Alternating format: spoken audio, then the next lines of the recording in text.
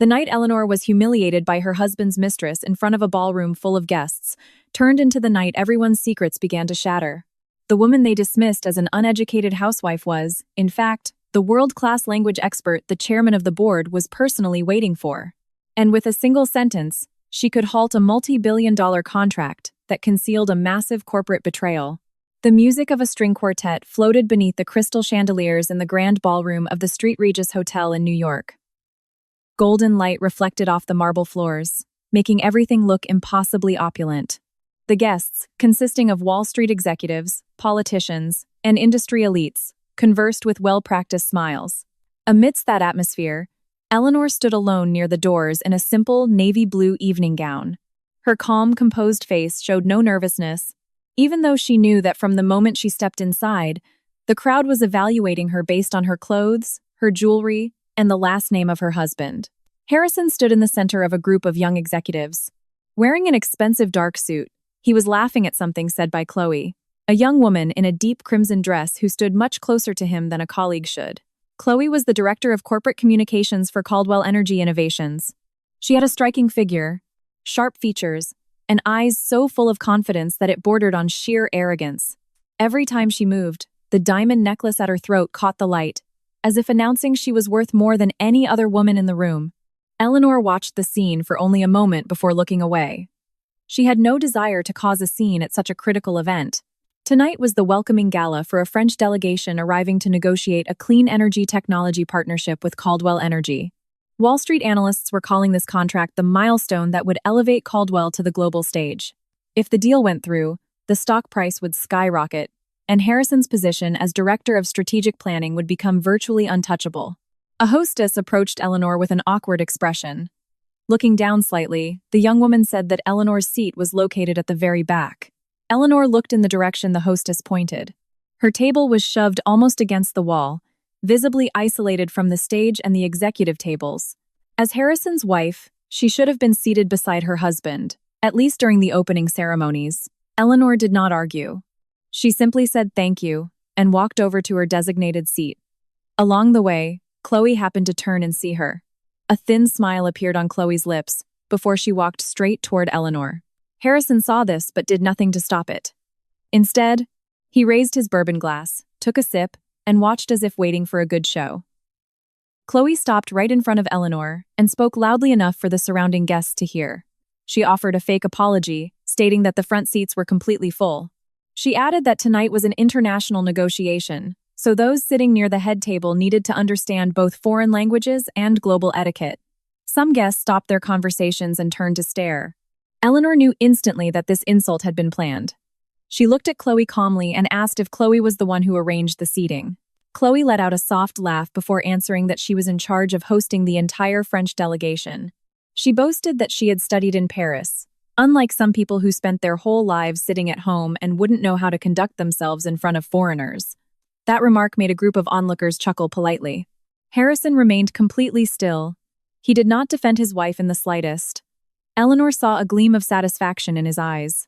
A wave of coldness washed over her heart for a brief second, but she pushed it down rapidly. The pain was not new. Over the past 2 years, Harrison had changed from a man who admired her abilities into someone who constantly tried to diminish her worth in front of others. Chloe tilted her head slightly and spoke a sentence in French with a stiff, rigid accent. The meaning of the phrase was that some women might dress like ladies, but they could never hide their low-class origins. Most of the guests did not understand and simply smiled along. Chloe clearly assumed Eleanor did not know the meaning either. In reality, Eleanor had used this exact language in state-level negotiations, translated depositions for international trade tribunals, and worked among diplomats far stricter than anyone at this gala. Eleanor stared at Chloe for 2 seconds before replying in perfectly flat, unbothered English. She said, "A word of professional advice. Before you insult someone in a foreign language, you should be certain of 2 things: your own fluency and their ignorance. It appears you have miscalculated on at least one of those fronts." Chloe froze for a fraction of a second, but quickly laughed to cover it up. She turned to the crowd, claiming Eleanor was just guessing the meaning from her facial expression. Then, lifting her chin, she walked back to stand beside Harrison. Shortly after, Harrison walked over to his wife. He did not ask how she felt. Instead, He immediately demanded that she not cause any problems tonight. He stated that Chloe was vital to the negotiations, as she was solely responsible for the French guests. Eleanor looked at her husband with an unreadable expression. She asked if he truly believed Chloe understood everything she was translating. Harrison furrowed his brows and replied that at least she had more experience than someone who had been out of the workforce for years. That sentence cut deeper than Chloe's insult. Harrison knew exactly why Eleanor had stopped taking commissions. She had stepped away from her career to care for her father, who had been paralyzed after a severe car accident. Harrison used to tell her he was proud of her devotion. But as his own status rose, he began using that gap in her resume as an excuse to claim she had lost her edge. Eleanor did not fight back. She merely stated she was not there to cause problems, but if a problem already existed, pretending not to see it would not make it disappear. Harrison sighed in annoyance. He told her to sit quietly and stay away from the negotiation tables, then turned his back and returned to Chloe. Eleanor watched him walk away without calling him back. In her mind, it was becoming painfully clear that what was happening was not just a simple corporate affair. Chloe was being given far too much trust for her position, and Harrison was protecting her far beyond the bounds of a normal workplace romance. Soon, the French delegation entered the ballroom.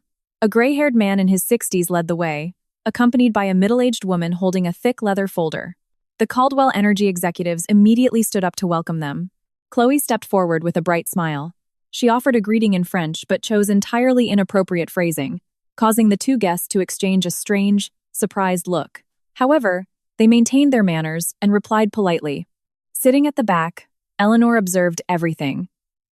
She instantly recognized the woman holding the folder as Camille Dupont, a senior legal counsel famous for intellectual property contracts.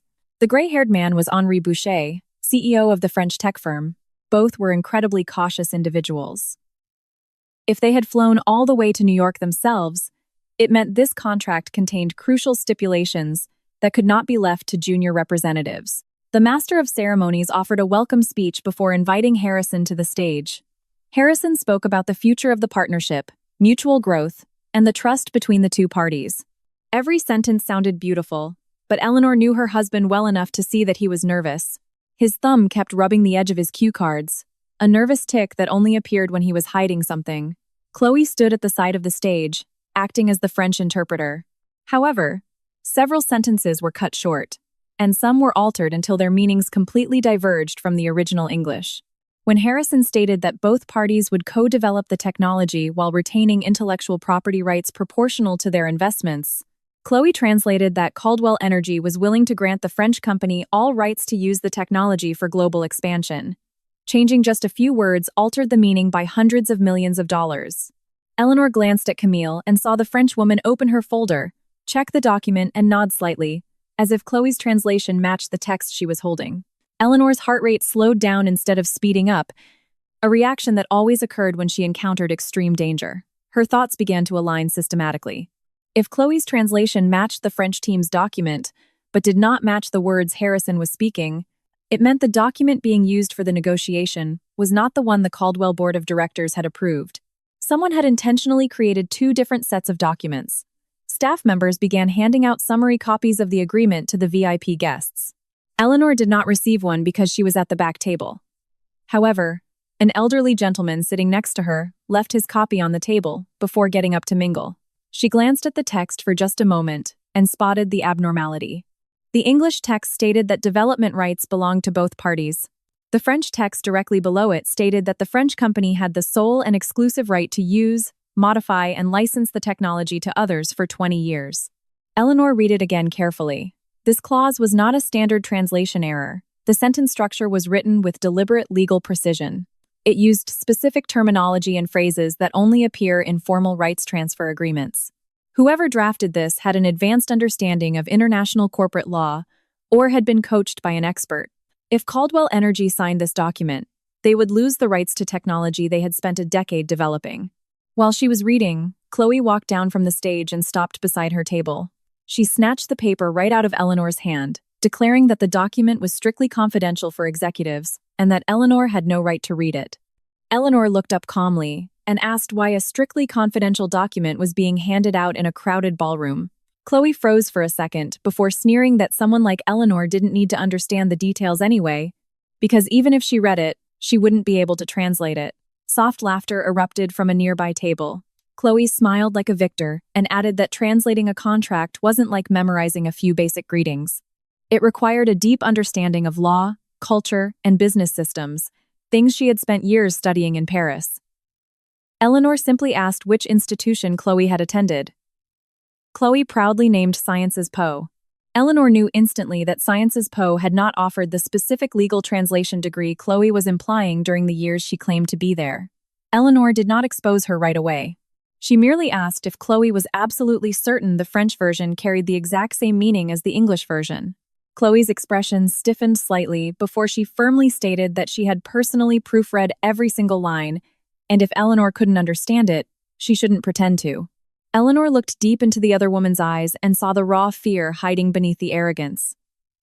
Before Eleanor could ask another question, a voice interrupted from behind. Harrison marched over, his face tense. He ordered Chloe to go back to attending to the guests. Then he turned to his wife and spoke in a low, threatening tone, reminding her that he had warned her not to cause trouble. Eleanor replied that she had found a clause that could cost the company all its proprietary rights. Harrison immediately fired back that she didn't understand corporate affairs and was just trying to waste everyone's time in a desperate bid for attention. Eleanor stared at him and asked if he had personally read the French version. Harrison broke eye contact for a split second, but she saw it clearly. He answered that Chloe had audited it, and he trusted her. That answer didn't just prove he was siding with his mistress. It proved he knew the two versions didn't match.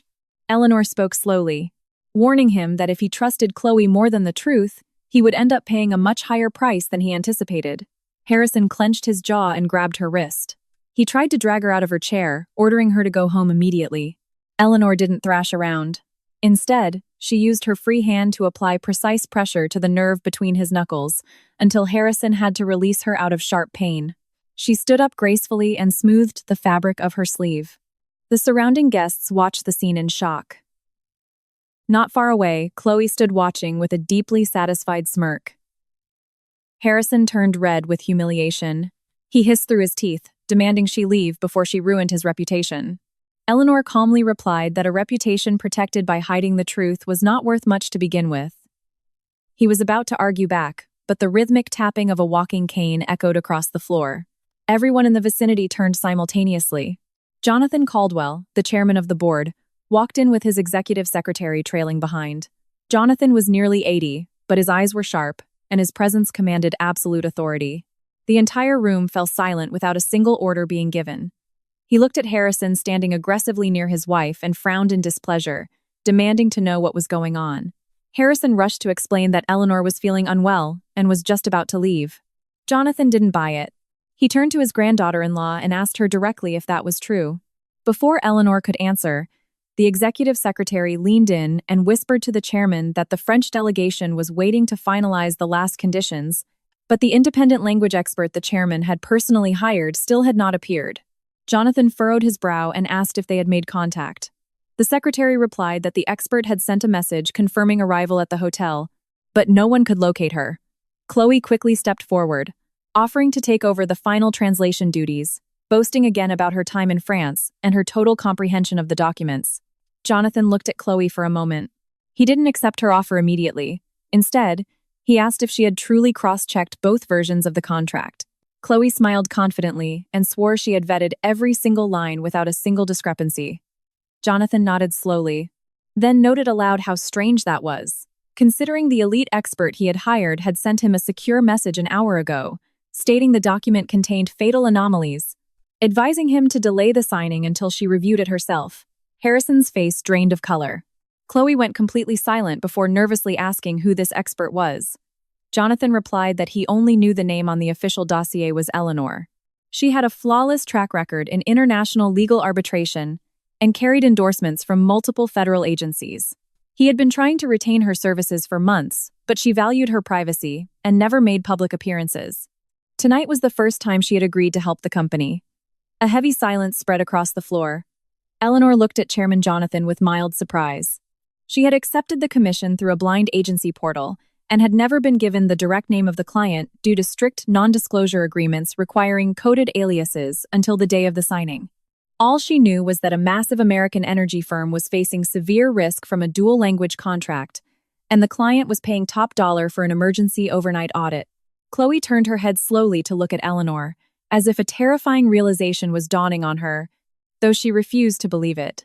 She let out a dry, forced laugh and said it couldn't possibly be this Eleanor, as it was a common name, and Harrison's wife had never mentioned being an expert. Harrison quickly jumped in, adding that his wife used to do some basic freelance translation years ago but had been out of the game for a long time, so it had to be a coincidence.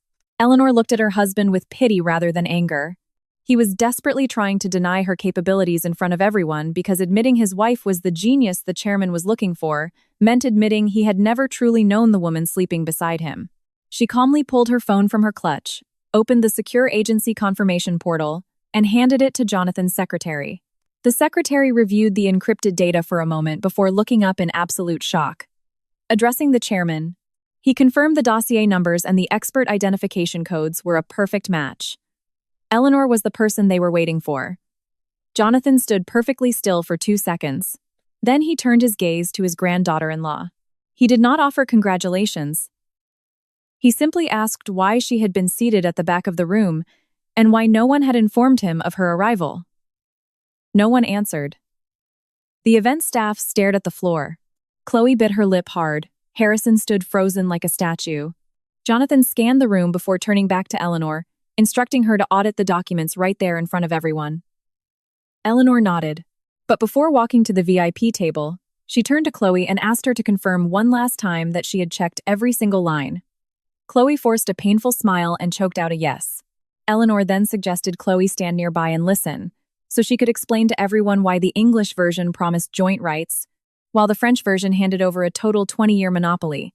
Gasps rippled through the ballroom. Jonathan shot a sharp look at his secretary, while several executives scrambled to open their folders and compare the texts. Harrison stepped into Eleanor's path, trying to dismiss it as a simple linguistic misunderstanding and begging her not to cause a panic. Eleanor flatly told him that misunderstandings do not magically draft legally binding clauses, nor do they accidentally turn joint ventures into corporate monopolies. She walked right past her husband without waiting for his permission. Her quiet composure gave her words more weight than if she had screamed them. Stepping up to the negotiation table, Eleanor greeted the French delegation in their own language with total fluency. Her accent was crisp, polite, and so astonishingly natural that Henri Boucher stood up in surprise. He shook her hand, stating that her reputation preceded her in the legal translation world. Camille Dupont nodded in respect, mentioning she had studied Eleanor's analysis on a massive patent dispute a few years prior. Chloe stood off to the side, her face growing paler by the second. The guests who had previously laughed at Eleanor now actively avoided her gaze, while Harrison stared at his wife as if looking at a total stranger. Eleanor ignored all of them. She requested the master copies from both parties and began reading them with surgical precision, page by page. Occasionally, she asked Camille about the origins of certain clauses. End of sakes. Other times, she asked Jonathan's secretary which version the board of directors had actually approved. It did not take long. Eleanor placed both documents on the table and announced in clear English that the two contracts contained at least 11 major discrepancies. 3 were standard phrasing variations. 5 unfairly increased the financial burden on the American side, and the remaining 3 directly transferred ownership of the core technology. If signed tonight, Caldwell Energy would lose the right to license its own life's work and would be liable for massive damages if they refused to hand over future proprietary data. Jonathan immediately demanded to know which version had been tampered with. Eleanor replied that a digital forensic audit of the timestamps and signatures was required, but based on the legal syntax, the French version had been heavily doctored by someone with intimate knowledge of contract law. It was not a typo made by an amateur translator. Camille Dupont quickly clarified that her team received this exact French document from Caldwell's liaison, fully believing it had been cleared by the American board. Every eye in the room snapped toward Chloe, the primary liaison. Chloe panicked and stammered that she only forwarded the files given to her by the Strategic Planning Division. She then looked desperately at Harrison, silently begging him to take the fall. Harrison quickly stated that dozens of people in his department had access to the shared drives, making it impossible to know who made the edits. Eleanor noticed the two of them exchange a fleeting glance. The sheer panic passing between them was too obvious to hide. Jonathan ordered an immediate halt to the signing ceremony. He instructed the corporate legal team to impound every copy of the contract as evidence and placed the room on lockdown. No data was to leave the hotel until a preliminary sweep was done. Whispers exploded across the ballroom. The glamorous gala had instantly devolved into the epicenter of a massive corporate scandal. Trying to salvage a shred of dignity, Chloe argued that Eleanor might just be interpreting the text too aggressively. Eleanor simply turned to her and asked, in French, if Chloe would be so kind as to read the exclusivity clause out loud for everyone. Chloe opened her mouth, but no sound came out. She couldn't even read the sentence properly, stumbling over the legal vocabulary so badly that Camille frowned in secondhand embarrassment. Eleanor took over, translating it herself flawlessly, and explaining the legal ramifications clause by clause. Chloe's fabricated confidence completely shattered in front of the New York elite. The woman who had bragged about her Ivy League and Parisian pedigree couldn't comprehend basic terminology in a document she claimed to have audited. Harrison took a step closer to Chloe as if to shield her, but that action only made their illicit dynamic more glaringly obvious. Eleanor watched them with absolute calm. The sting of a betrayed wife was still there, but towering above it was the realization that she was facing a conspiracy far larger than a ruined marriage. Jonathan walked up to Eleanor and asked exactly when she had noticed the fraud. She answered that she suspected it the moment she heard the translation on stage, and confirmed it when she saw the handout. The chairman asked why she hadn't spoken up immediately. Eleanor looked directly at Harrison and stated she had tried to warn them, but was told she didn't understand business, and was ordered to leave the event. Jonathan slowly turned his head to look at his grandson. His eyes were so cold that Harrison couldn't maintain eye contact. The chairman didn't yell. Instead, he ordered corporate security to confiscate the phones and devices of Harrison, Chloe, and anyone else directly involved. Harrison tried to protest, citing executive privacy.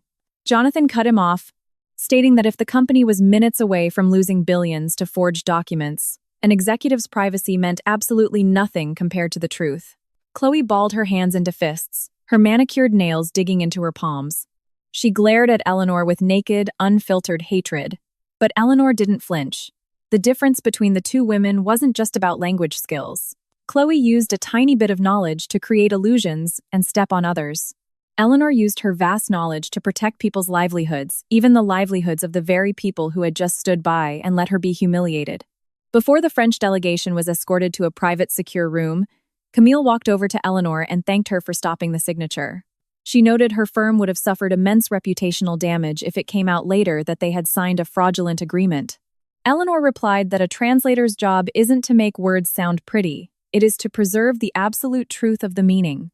Camille nodded in deep respect before shooting Chloe a look of pure disgust. The gala was abruptly cancelled. The guests filtered out of the ballroom in hushed tones, leaving behind untouched plates of expensive food. Eleanor stood by the grand windows, looking out at the glittering lights of Manhattan. Harrison approached her again. This time, his voice was lower, though completely devoid of actual remorse. He demanded to know why she had never told him she was taking federal-level contracts. Eleanor turned to face him and said she had told him dozens of times she was rebuilding her career, but he simply never listened. Harrison went silent for a moment before complaining that she had severely publicly embarrassed him tonight. He said she should have pulled him aside privately instead of airing it out in front of the board. Eleanor fired back, asking if she had pulled him aside, would he have stopped the signing, or would he have just ordered her into a taxi to go home? He didn't answer. That silence was louder than a confession. Eleanor continued, pointing out that he wasn't angry because she embarrassed him. He was angry because she had successfully stopped something he desperately wanted to happen. Harrison's face tightened. He accused her of making wild allegations without proof. Eleanor replied she hadn't accused anyone yet. She only noted that the truth was coming out, and the people most terrified were the ones who knew exactly where that truth led. Chloe rushed over, interrupting them to tell Harrison that corporate legal needed him immediately. Before the two of them walked away, they exchanged another rapid glance. Eleanor saw the anxiety, and she saw a silent command pass between them. She locked that detail away in her mind. Their posture, the time on the clock, and the black folder Chloe was clutching tightly to her chest. Just as Eleanor was about to follow the chairman's secretary to a debriefing room, her phone vibrated. An encrypted, unknown number flashed on the screen. The text was short and chillingly specific. "We know about the house on Maple Drive. A fall can be so much worse the second time. Drop the audit. Eleanor stopped dead in her tracks. Her previously calm eyes turned to ice. She read the message exactly once before deleting the notification so no one around her would see. Fear definitely spiked in her chest at the thought of her father, who was recovering at his suburban home. But she refused to let terror hijack her logic. She discreetly dialed her father's live-in nurse. After confirming everything was normal, she ordered the nurse to lock every door, set the alarm, and refuse entry to anyone. She then sent the house coordinates to an old friend who ran an elite private security firm, asking him to put eyes on the property without explaining the full situation. Hanging up the phone, Eleanor stared at the doors Harrison and Chloe had just walked through. The heartbreak of her failed marriage was rapidly hardening into pure, unyielding resolve. If these people thought threatening her family would force her to back down, they were underestimating her just as they always had. She could be quiet, she could be patient, and she could let people underestimate her. But the moment the line between arrogance and criminal extortion was crossed, she would never step aside. Eleanor walked into the secure boardroom with a steady, commanding presence. On the mahogany table sat the two versions of the contract, separated like evidence of two entirely different realities. One reality was built on fancy buzzwords, fake affection, and fabricated resumes. The other was filled with cold, hard text that was actively exposing the greed of people who thought they were smart enough to fool everyone. She sat down next to Chairman Jonathan, opened the page with the most toxic discrepancy, and pressed her finger against the clause. She stated clearly that they needed to start by finding out exactly who generated this file and who stood to gain the most if Caldwell Energy lost its proprietary rights. Jonathan looked at her with deep calculation, then ordered his secretary to lock the doors and record every word spoken in the room. On the other side of the frosted glass wall, Harrison stood talking to Chloe, looking incredibly stressed. Neither realized Eleanor could see their reflection perfectly in the glass. Chloe slipped a small piece of paper to Harrison. He read it, immediately ripped it to shreds, tossed it into a nearby trash can, and walked away. Eleanor showed no reaction, but she memorized the exact location of that trash bin. In a single night, the woman banished to the back of the room had become the only person the board of directors needed to listen to. The woman laughed at for lacking education was now the chief investigator of a corporate conspiracy that could bankrupt a conglomerate. And the husband who thought he owned her was just beginning to realize that Eleanor's silence had never been a sign of weakness. It had merely been the time she used to observe everyone clearly, waiting for the perfect moment to strike. By the time the sun rose over New York, rumors that Eleanor had sabotaged the French deal out of petty jealousy had already spread through the corporate grapevine. It was as if someone had prepped the narrative. Chloe's camp was actively pushing the story that the contract discrepancies were just standard linguistic variations, and that Eleanor was leveraging her expert status to hold the company hostage because she was a scorned wife.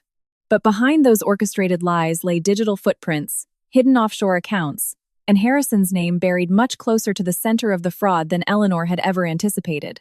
Before the morning light fully pierced the hotel suite serving as a makeshift war room, Eleanor was still sitting at the long table, surrounded by bilingual documents. She hadn't gone home all night. Chairman Jonathan had ordered his legal team to secure all digital evidence and run a hyperspeed audit of the document's creation history. The coffee in her cup had gone ice cold hours ago, but her eyes kept scanning the lines of text with relentless endurance. The more she cross-referenced, the more certain she became. This was no accident. The French version of the contract had been systematically altered by someone who deeply understood corporate law, offshore financing, and Caldwell Energy's internal approval protocols. Eleanor logged the exact timestamp of every edited page into her notebook. The critical clauses had been changed 3 days prior to the gala, in the middle of the night. The editor had logged in using the credentials of a low-level archiving clerk who had quit 6 months ago. That fact made her even more suspicious. A former employee's access should have been terminated immediately by corporate IT. If the account was still active, it meant either a high-level executive ordered IT to leave a backdoor open, or someone with absolute master clearance bypassed the protocols entirely. She made 3 physical copies of her findings, sealing one in an envelope addressed directly to the chairman's secretary. By 9:00 a.m., as employees flooded the corporate headquarters downtown, the gossip from the gala had blown up. Some claimed Eleanor staged the whole thing to publicly humiliate Chloe after catching her with Harrison. Others said Eleanor was using her status as the chairman's granddaughter-in-law to extort a massive payout. The rumors were suspiciously uniform. They used the exact same phrasing, almost always ending with the assertion that Chloe was a dedicated martyr trying to save the French partnership. Eleanor knew immediately that a coordinated PR spin was underway. Her phone rang. Harrison's name flashed on the screen. Eleanor stared at it for a moment before answering. Her husband didn't start by asking if she was tired. He started with an order. Come back to their Upper East Side apartment before noon. They needed to talk. Eleanor asked if he wanted to talk about the forged contract or about Chloe. He went quiet for a second before answering both. He accused her of blowing the situation wildly out of proportion.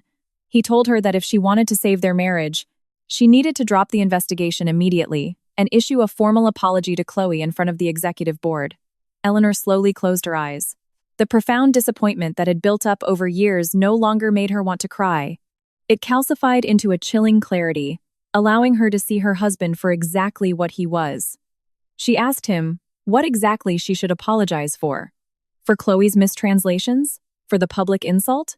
Or for stopping the company from signing away its entire intellectual property portfolio? Harrison snapped back angrily, saying corporate issues should be handled internally, not used as a weapon to make the company look fractured in front of foreign investors. Eleanor countered, asking him if he would be the one writing the check for the billions in damages if she had stayed quiet. He ignored the question, telling her she was choosing her ego over her family. Eleanor ended the call without saying goodbye. In that moment, she knew with absolute certainty that the family he was talking about no longer included her. Just before noon, Eleanor returned to the luxury apartment she had shared with Harrison for years. Chloe's sleek sports car was parked right out front, completely unhidden. When Eleanor unlocked the door, the overpowering scent of another woman's perfume filled her living room. Chloe was sitting with her legs crossed on the expensive sofa Eleanor had picked out herself. Harrison was standing by the floor-to-ceiling windows. Neither looked the least bit guilty. On the glass coffee table sat a single sheet of paper next to a mimosa. Chloe spoke first, remarking that Eleanor was earlier than expected. She sneered that she thought it would take Eleanor longer to admit she was wrong. Eleanor set her bag down and asked who gave Chloe permission to enter her home. Chloe smiled and deliberately looked at Harrison. Harrison stepped forward, stating he owned half the apartment and had invited her. He said they needed to come to an agreement about last night. Eleanor looked around. She saw Chloe's designer shoes kicked off near the door, a small overnight bag by the stairs, and her own framed wedding photo moved from the mantel and placed face down on a lower shelf. This wasn't a temporary visit. It was a calculated display of dominance, a psychological play to prove the mistress was officially moving into her territory. Harrison slid the document across the table toward her. It was a drafted press release stating that Eleanor had misunderstood the contract due to personal stress, and that she fully validated Chloe's professional conduct. He told her that if she signed it, the rumors would stop, the French would return to the table, and everyone's jobs would be safe. Eleanor read it to the end and put it down. She asked who drafted it. Chloe quickly answered that the legal department did. At the exact same time, Harrison said corporate PR did. A heavy silence hit the room. The two of them shot each other a panicked look before Harrison scrambled to say it was a joint effort. Eleanor gave a cold, entirely humorless smile. She picked up the paper, ripped it clean in half, and dropped it back on the glass. Chloe shot up from the sofa, yelling that Eleanor was destroying her last chance, and that if she stayed stubborn, the whole world would know she sabotaged the deal out of pure jealousy. Eleanor turned to face the younger woman and asked, point blank, if Chloe really wanted her to audit her life in France. Chloe froze for a split second, then defensively stated she had nothing to hide, claiming HR had fully vetted her degrees. The answer was too rehearsed. The dilation of Chloe's pupils and the way her hand white-knuckled her dress gave her terror away. Eleanor continued, her voice razor-sharp. She stated that Sciences Po never offered a legal translation track in the years Chloe claimed to have attended. Furthermore, the academic advisor whose signature was on her thesis had died 2 full years before the document was dated. All color drained from Chloe's face. Harrison stepped between them, shouting at Eleanor to stop digging into people's private lives. Eleanor looked at her husband and asked how he knew this was a private matter, considering she was only talking about the academic credentials the company used to hire her. Harrison realized his slip-up and lowered his voice, arguing that Chloe had done great work for the company and results mattered more than a piece of paper. Eleanor countered that if that piece of paper was forged to gain top-secret security clearance, it wasn't a minor HR issue, it was federal corporate fraud. Chloe screamed that Eleanor was framing her, insisting she lived in Paris and had dozens of people who could prove it. Eleanor calmly asked which arrondissement she lived in, which subway line she took to campus, and what legal name she used to register. Chloe blurted out one neighborhood, then immediately changed it when Eleanor asked about the nearest metro station. Chloe's massive ego was cracking under the weight of basic geography. Eleanor wasn't doing this to show off. She was testing a theory. Chloe wasn't just lying. She was terrified that Eleanor's digging would uncover something vastly more dangerous. Harrison grabbed Eleanor's arm again. This time, Eleanor violently yanked it free and ordered him not to touch her. He glared at her furiously, telling her that if she didn't sign the paper, she needed to pack a bag and leave the apartment until she came to her senses. Eleanor stared at him. They bought this penthouse together, but the down payment had come directly from her late mother's inheritance. Harrison knew that perfectly well, yet he was using her own home to extort her because he assumed she was terrified of a divorce. Eleanor finally spoke. She said she was leaving, but not because he had the authority to kick her out. She was leaving because she refused to share oxygen in a home where a husband brings his mistress and demands his wife apologize. She walked upstairs without listening to Chloe yelling from below that losers should know when to bow out gracefully. In the master bedroom, Eleanor packed only a few essentials. She bypassed her closet and opened the false bottom of her filing cabinet, pulling out her secure hard drives, property deeds, and a micro-digital audio recorder. That recorder had been running since before she unlocked the front door. After the threat against her father last night, she trusted absolutely no one. The entire conversation, including Harrison's slip-ups and Chloe's panic over her fake degree, was crystal clear on the audio file. She secured it in an inner pocket and immediately uploaded a backup to a cloud server protected by a 256-bit encryption key. As she zipped her bag, Eleanor glanced at Harrison's side of the cabinet. Everything appeared normal, but her eyes caught something only she would notice: a microscopic scratch on the chrome of the high-security lock, and the drawer itself was misaligned by less than a millimeter. It was a sign of a rushed, forceful entry. Her rule of respecting his privacy was now void. Using a tool from her kit, she opened it. Inside were his private investment portfolios, and tucked beneath a false bottom she didn't know existed, she found it. It was a bank ledger showing massive, irregular wire transfers to a consulting firm called Aegis Advisory. The money was broken into structured payments over the last 6 months. The firm's name was unfamiliar, but the corporate address was identical to the shell company listed as the primary broker in the French contract. Eleanor took high-resolution photos of every page before placing it exactly as she found it. Hearing Harrison's heavy footsteps on the stairs, she shut the drawer. When Harrison opened the bedroom door, Eleanor was just lifting her duffel bag. He looked around the room suspiciously and demanded to know if she had been snooping through his things. She replied with a deadpan expression that she didn't have the time to care about whatever assets he thought he was hiding. He stepped closer, softening his voice, and pleaded that this didn't have to end ugly. He said if she just backed down a single step, they could go back to the way things were. Eleanor looked at the face that used to be her safe haven. She asked if the way things were meant. She sat quietly while he moved his mistress into their living room, or if she was supposed to go blind while he dismantled Caldwell Energy's contracts. Harrison immediately fired back that she had zero proof he was involved. Eleanor tilted her head and noted that she hadn't said he was involved, but he sure rushed to deny it every time she brought it up. Harrison froze. His expression shifted from anger to deep paranoia. He asked her exactly what she knew. Eleanor replied that she knew enough to know he was terrified, but little enough to give him one last chance to tell the truth. He let out a harsh, bitter laugh. He told her not to think her fancy language skills meant she could beat Wall Street. He said the corporate world wasn't decided by grammar, it was decided by power and the people standing behind you. Eleanor simply replied that power built on lies has a much shorter shelf life than he thought. She rolled her suitcase down the stairs. Chloe was waiting at the bottom with a smug, mocking smile. Seeing Eleanor leaving, Chloe stepped close and gloated that Eleanor finally realized there was no place for her here anymore.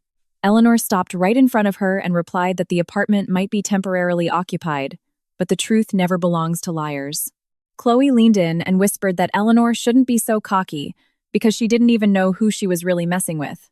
Eleanor looked deep into Chloe's eyes and thanked her for the warning, noting that it proved Chloe and Harrison weren't acting alone. Chloe's face went rigid. Eleanor walked out the front door without looking back. She got into her car and drove straight to the secure downtown office Chairman Jonathan had set up for her. Upon arrival, the executive secretary informed her that the chairman had convened an internal audit committee and officially appointed Eleanor as the special counsel for international documentation. That news enraged several senior executives, particularly Harrison's loyalists, because the title gave her unrestricted access to data they had heavily gatekept. Jonathan was sitting in a small, secure briefing room. He didn't ask about her marriage and offered no pity. He slid a thick dossier across the table and told her he wasn't appointing her because she was family. He was appointing her because she was the only person with the guts to stop the signing. He gave her exactly 7 days. If she couldn't definitively prove corporate fraud by then, he would terminate her role and hand it over to external auditors. Eleanor accepted immediately. She asked for the names of everyone with clearance to edit the master contract. Jonathan listed them: Harrison, Chloe, the chief legal officer, and vice chairman Richard Caldwell, Jonathan's own brother. Eleanor committed that last name to memory. Richard was a senior executive who rarely made public appearances. He played the role of the calm, unambitious brother, yet he held immense sway over the board of directors. Jonathan continued, explaining that the former employee's IT account was used from a terminal inside Harrison's strategic planning division. However, the security cameras for that specific hallway had conveniently glitched and gone offline during the exact window the edits were made. Eleanor asked who authorized the camera maintenance. Jonathan replied that it was approved by upper management, bearing Harrison's digital signature. Even though the evidence pointed directly at her husband, Eleanor didn't jump to conclusions. A digital signature could be spoofed just as easily as a contract. She requested full access to all email correspondence between Chloe and the French delegation, along with the registry of every consulting firm drawing a paycheck from the project. Jonathan approved it but warned her that the audit committee likely contained moles working for the other side. Eleanor replied that if no one leaked information, the enemy wouldn't move. They needed the enemy to think she knew far less than she actually did. That afternoon, Eleanor began officially running Chloe's background check.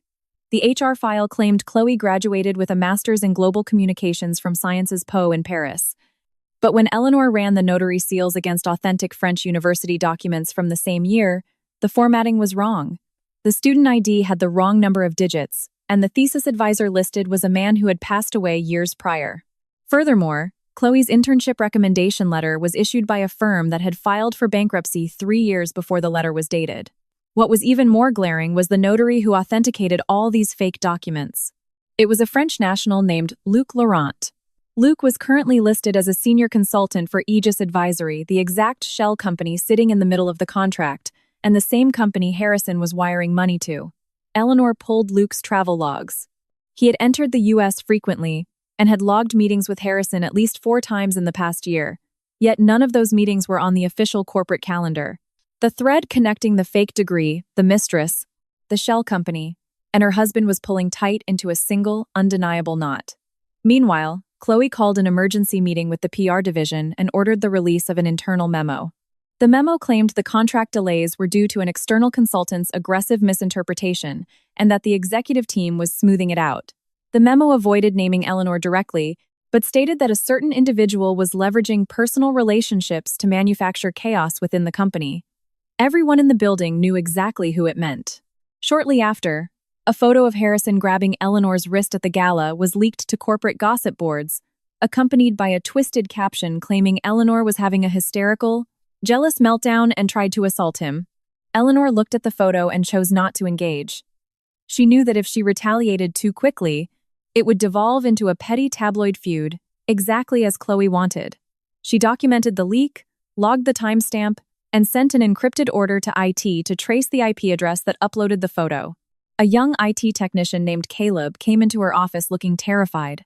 He reported that the account used to leak the photo was a dummy terminal in the PR department, but the executive override required to pull that specific security footage came from a C-suite master account. Caleb was under 30, highly cautious, and rarely spoke in full sentences because he had been severely reprimanded and nearly fired over a data loss incident a year ago. Eleanor noticed Caleb was gripping his tablet so hard his knuckles were white. She asked him what he wasn't telling her. He glanced at the door before whispering that the night before the contract was altered, someone used Harrison's credentials to bypass the mainframe and download the full, unredacted blueprints for the clean energy tech. The access logs were scrubbed, but Caleb saw it because a redundant failsafe pinged his personal monitor. Eleanor asked if he had a copy of that ping. Caleb shook his head but said the ghost data might still be trapped in a physical backup server located in the sub-basement, which wasn't connected to the cloud. He admitted he was too terrified to report it, knowing what happened the last time he flagged an executive anomaly. Eleanor looked the young man in the eyes and validated his fear. But she warned him that if they stayed quiet, the people scrubbing the data would only get bolder. She promised him she would log him as an acting whistleblower and send his file directly to the chairman to secure his job. Caleb hesitated, then nodded, agreeing to take her to the sub-basement server room the next morning. Eleanor strictly ordered him not to go down there alone, and to tell no one, assuming his terminal was already being monitored. When Caleb left, Eleanor's phone buzzed with a new message from an unknown number. It was a telephoto surveillance picture of her father sitting in his wheelchair near a window, accompanied by the text. Was the first warning not clear enough? Eleanor gripped the phone. Pure, white-hot rage flared in her chest, but her face remained a mask of stone. She immediately forwarded the photo to Marcus, her security contact, asking him to triangulate the sniper angle and move her father to a secondary safe house immediately. She put the phone face down without replying. The extortionist wanted her to panic and drop the investigation. Reacting emotionally would only expose her weakness. She chose to do the exact opposite, accelerate the audit and give them absolute silence, so they wouldn't know if their terror tactics were working. Before leaving the office, Jonathan sent word that Henri Boucher had agreed to delay the negotiations by exactly 7 days, but the French would pull out permanently if Caldwell Energy couldn't explain the forged documents. Eleanor requested the full personnel roster of the French delegation. When she scanned the names, she found Luc Laurent. He wasn't just Chloe's fake notary. He was listed as an associate legal advisor for the French firm on this specific project. That meant at least one person on the French side was actively complicit in the forgery and stood to make a fortune off the stolen IP. That evening, Eleanor drove to her father's suburban house, which Marcus had already evacuated. The house was dead silent. She pulled out her micro-recorder and replayed the audio from the confrontation at the penthouse. When she got to the part where she interrogated Chloe about Science's Poe, there was a very faint whisper in the background. Chloe had leaned in and hissed to Harrison, "If she finds Luke, it's all over." The sound of a glass moving had almost entirely masked it, but when Eleanor isolated the vocal track and boosted the gain, the words were undeniable. She pulled out the wire transfer receipts to Aegis Advisory and cross-referenced the new data. One of the offshore accounts receiving the dispersed funds was registered under Laurent's surname, opened in the exact same Parisian district Chloe claimed to have lived in. Eleanor laid the documents across the dining table, mapping out the entire timeline.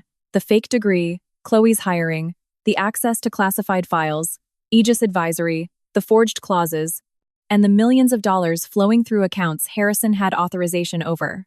The puzzle was coming together, but she lacked the kill shot. Undeniable proof of who was giving the ultimate orders and who was catching the final payout. While she was writing in her ledger, headlights swept across the front lawn, a car parked right outside. Eleanor immediately killed the lights and peered through the blinds. 2 men stepped out of a dark sedan. One held a manila envelope, the other scanned the street with professional paranoia. Eleanor didn't open the door. She activated her security cameras and dialed Marcus. The man outside rang the bell repeatedly before shouting that he was a corporate courier with priority documents. Getting no answer, he shoved the envelope through the mail slot, and both men sped off. Eleanor retrieved the envelope. Inside were divorce papers, already signed by Harrison. A brief letter was attached, stating that if she dropped the audit, he would split their assets generously. If she kept digging, he would drag her through court and make sure she didn't even keep the apartment.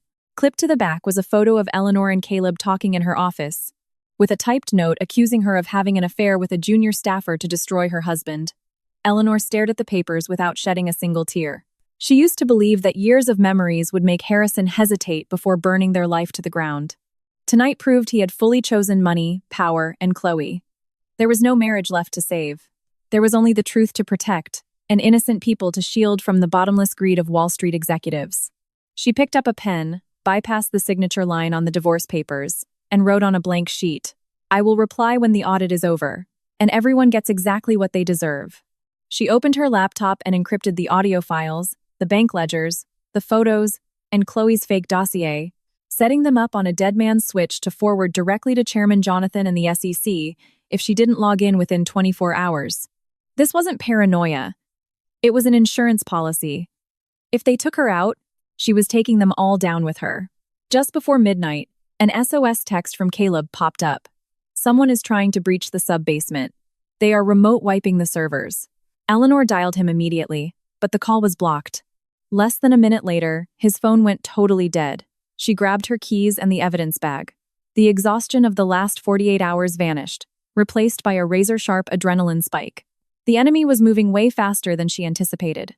Eleanor sped away from the house as a torrential downpour began. The route back into Manhattan was unnervingly dark. As she merged onto the interstate, she noticed a black SUV tailing her from the first intersection. It maintained a professional distance, but changed lanes precisely when she did. Eleanor didn't floor the gas. She drove calmly, keeping one hand on the wheel while sharing her live GPS location with Marcus. In her rearview mirror, the SUV's headlights crept closer. Eleanor knew the rules of engagement had shifted. This was no longer about trading insults at a gala. This was a physical war for evidence, and the people pulling the strings were willing to use reputations, families, and lives as collateral. But what they still failed to understand was that the woman they thought would quietly bow out wasn't running away. She was luring them out of the shadows. Driving through the blinding rain toward the corporate tower wasn't just a race to save the servers. It was walking into a premeditated trap. The fixers knew she and Caleb were closing in on the ghost data, and they were ready to erase the truth and anyone holding it. The black SUV closed the gap. Eleanor maintained her speed, refusing to show panic. She suddenly veered off the highway toward a 2-4-hour mega gas station. The SUV swerved to follow. Suspicion became certainty. She hit her phone's auto record and sent a voice note to Marcus. If she went dark for more than 15 minutes, he was to alert Chairman Jonathan and pull all DOT traffic cams on this grid. At the intersection, Eleanor hit her left blinker but violently wrenched the steering wheel to the right at the absolute last second. The SUV fishtailed before roaring after her. That reflex proved the driver wasn't just a lost commuter. She didn't try to outrun them on the slick asphalt. A high-speed chase would put civilians at risk.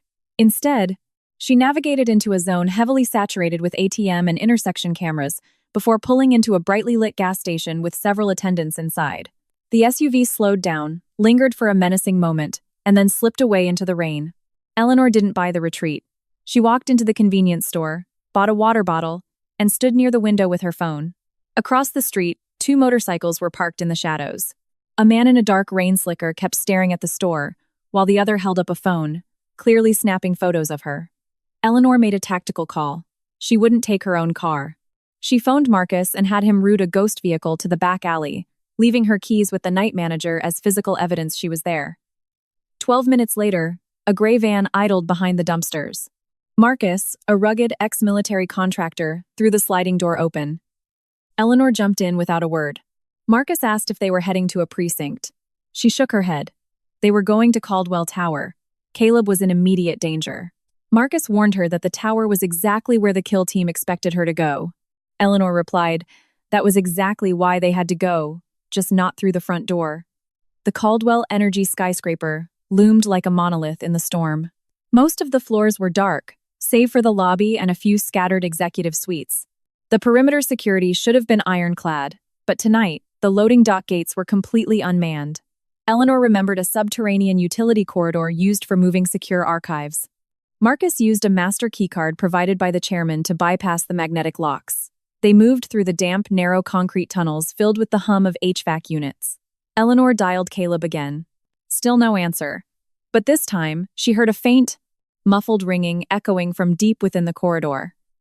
They tracked the sound and found Caleb's cracked phone discarded near the utility room doors.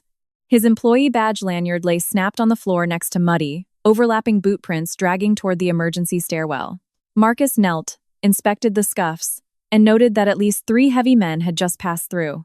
Eleanor bagged the phone without touching the glass and pushed forward. Inside the server control room, the monitors were completely dead. The hardware racks had been ripped open, and fiber optic cables were violently yanked from their ports. Eleanor spotted a tiny blinking red light in the corner. A secondary micro camera Caleb had installed himself was still recording.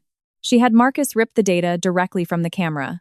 She searched Caleb's workstation and found a sticky note with 4 distinct numbers and a scribbled phrase, Floor 17, Glass Box. Eleanor knew exactly what that was. It was the central conference room in Harrison's strategic planning division. Marcus pulled up the raw footage from the microcam. It showed Caleb entering the room alone around midnight. He booted the backup server and plugged in a flash drive. Suddenly, two men in generic telecom uniforms breached the room. They had no security badges.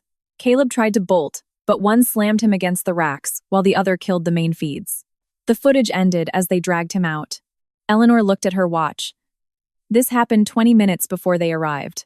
She ordered Marcus to deploy the chairman's private security detail to lock down all exits without using the corporate radio frequencies, which were likely compromised. They bypassed the elevators, knowing the cabs could be easily tracked, and took the fire stairs to the 17th floor. Halfway up, Eleanor's phone buzzed with a text from Caleb. "Don't come. I'm safe." She knew instantly it was a fake. Caleb always addressed her formally and never used short syntax when reporting a crisis. As they reached the 16th floor landing, heavy boots pounded down the stairs above them. Marcus yanked Eleanor behind a steel fire door. Two men sprinted past them into the lower levels. One barked, "Find the hard drive before the boss gets here." The other cursed, complaining that the IT kid refused to give up the passcode. The voices faded. Eleanor and Marcus pushed up to 17. The door was chained from the outside, but Marcus snapped the padlock with bolt cutters in seconds. The strategic planning floor was completely dark except for the glow radiating from the glass-walled conference room in the center. Eleanor crept closer, using filing cabinets for cover. Inside, Caleb was tied to an ergonomic chair. His hands were bound behind his back, and a nasty bruise swelled on his cheekbone. A massive enforcer stood guard by the door. Standing with her back to the glass was Chloe. She had swapped her gala gown for a sleek black tactical turtleneck and was holding a silver flash drive. Chloe interrogated Caleb, demanding to know where the other backups were. Caleb spat that there were no others. Chloe slapped him hard across the face. She sneered, telling him not to expect Eleanor to save him. She gloated that Eleanor was currently being framed for corporate espionage, and by morning, the board would see forged logs proving Eleanor used Caleb's terminal to steal the patents. Caleb let out a bloody laugh. He told her that even if she faked the logs, she couldn't permanently erase the physical imprints on the ghost servers. Chloe leaned in close and whispered, asking who said the servers were going to survive the night. Eleanor's blood ran cold. They were going to torch the entire floor. Marcus whispered that they needed to wait for the tactical team, but Eleanor saw another man near the archive room pouring liquid from a heavy drum. The sharp stench of gasoline wafted down the hall. If they waited even 3 minutes, the building would go up in flames, and Caleb would burn as the designated scapegoat. Eleanor gave Marcus a hand signal to kill the floor's emergency breaker on her mark. She stood up from behind the cabinets and walked out into the open, her heels clicking on the floorboards. She pushed the glass door open and announced in a calm, lethal voice that if they wanted the data, they didn't need to torture the IT guy. Chloe whipped around in absolute shock. The enforcer lunged forward, but Eleanor raised her phone, stating that the master files were already in the cloud. If she didn't input a biometric verification every 5 minutes, the entire cache would auto-send to the chairman and the SEC. Chloe's eyes darted with greedy desperation. She ordered her man to back off and demanded Eleanor hand over the phone. Eleanor laid out her terms. Caleb walks to her first. Chloe laughed, mocking Eleanor for thinking she could negotiate when every exit was blocked. Eleanor replied that people who think they control the exits often forget they are standing in a lit glass box where anyone in the surrounding skyscrapers can see them. Chloe hesitated, glancing out the windows into the dark New York skyline. Believing Eleanor was bluffing to stall for time, Chloe ordered the enforcer to search her. The massive man stepped closer. Eleanor took one step back and held up her phone, its screen dark. The chairman's security chief is watching a live feed from this room through a pinhole camera you missed. He already has your face. The only way you walk out of here instead of being carried is if you back away. Now, the man hesitated, his eyes darting around the room, suddenly uncertain. Chloe screamed at him to grab her. In the exact second he reached out, Marcus threw the breaker. Pitch blackness swallowed the entire floor. The sound of shattering glass echoed like a gunshot as Marcus neutralized the enforcer at the door. Caleb threw his body weight sideways, crashing his chair to the floor and rolling out of the center of the room.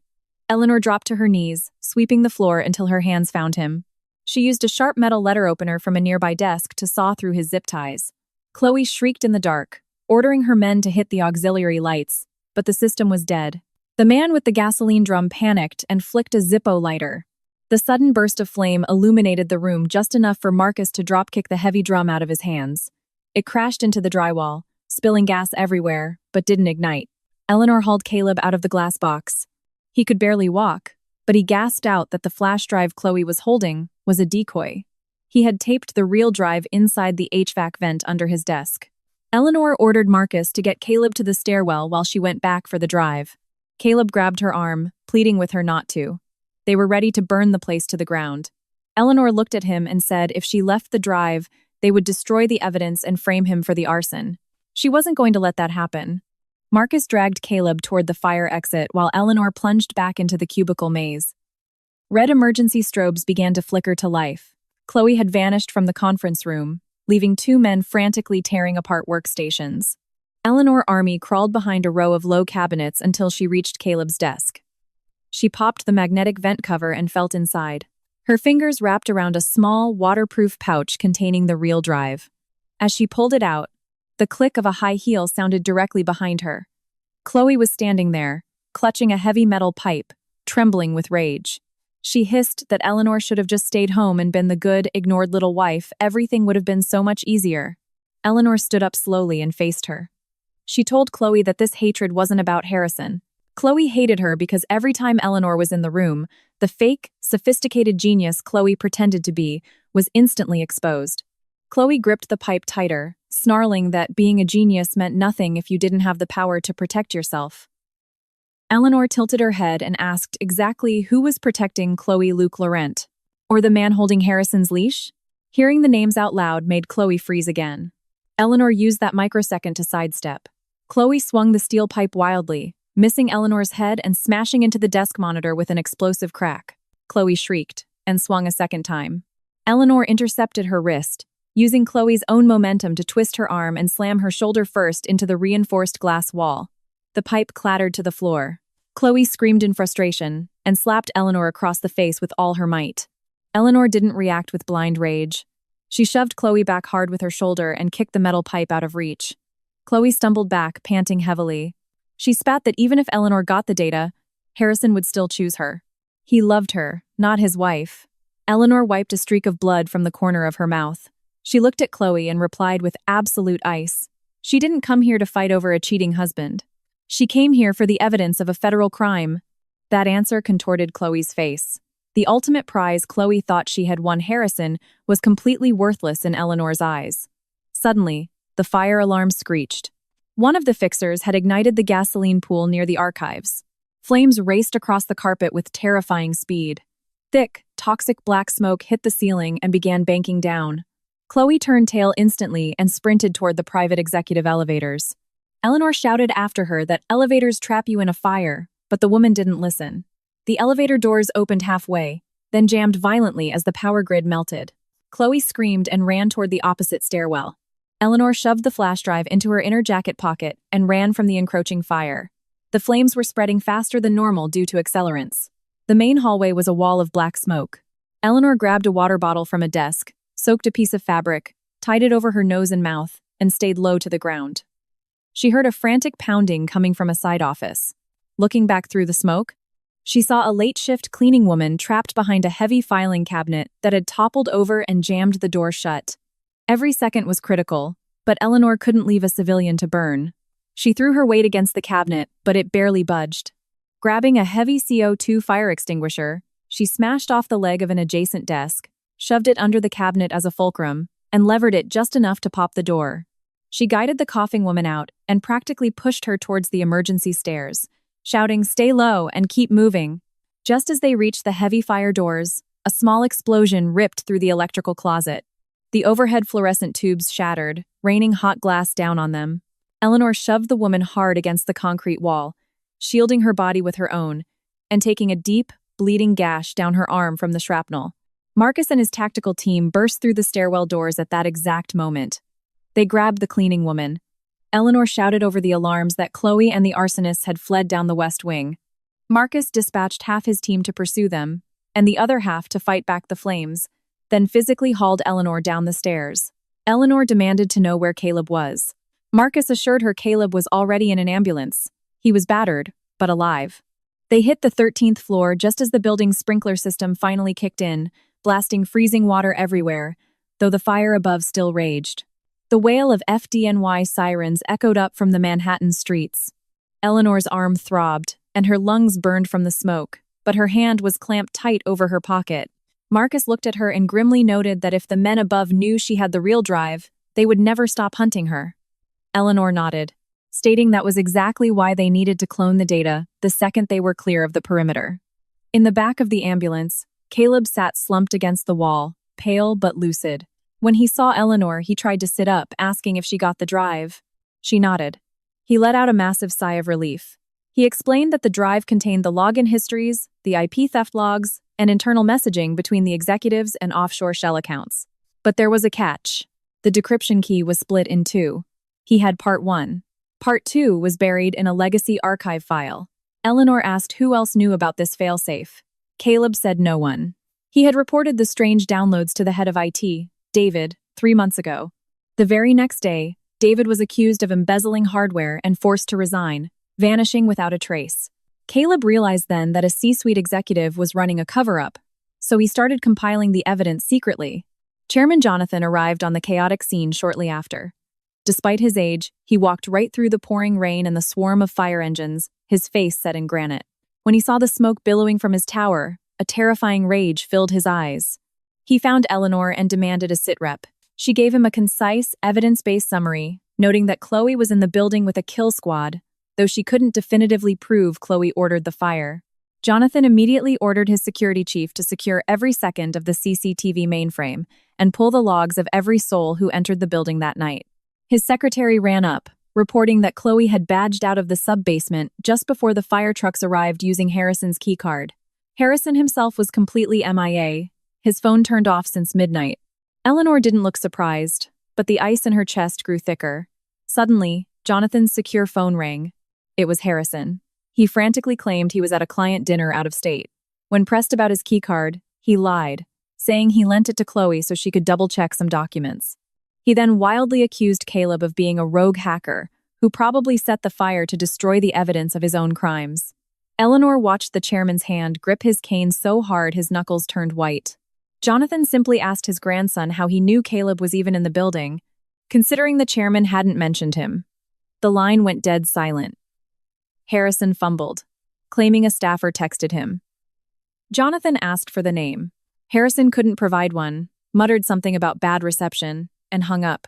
The silence that followed was a louder confession than a guilty plea. Eleanor knew Harrison might not have lit the match, but he was drowning in the conspiracy. Once FDNY subdued the blaze, investigators found 3 empty gasoline drums and a digital incendiary timer in the archives. It was a professional hit, not a crime of passion. The surviving cameras caught 2 masked men, but magically, all footage of Chloe inside the glass box had been wiped from the central servers. Thankfully, Marcus had ripped the raw data from Caleb's microcam. That footage was the smoking gun linking Chloe directly to the kidnapping. Jonathan officially suspended Chloe, but kept it out of the press to see who she would contact in a panic. Eleanor suggested they leak a rumor that the fire successfully destroyed all the physical servers, lulling the enemy into a false sense of security. Jonathan agreed, but warned Eleanor that this painted a massive target on her and Caleb's backs. Eleanor coldly replied that they had been targets the second she read the contract. The only move left was to control the battlefield and make the enemy walk into their crosshairs.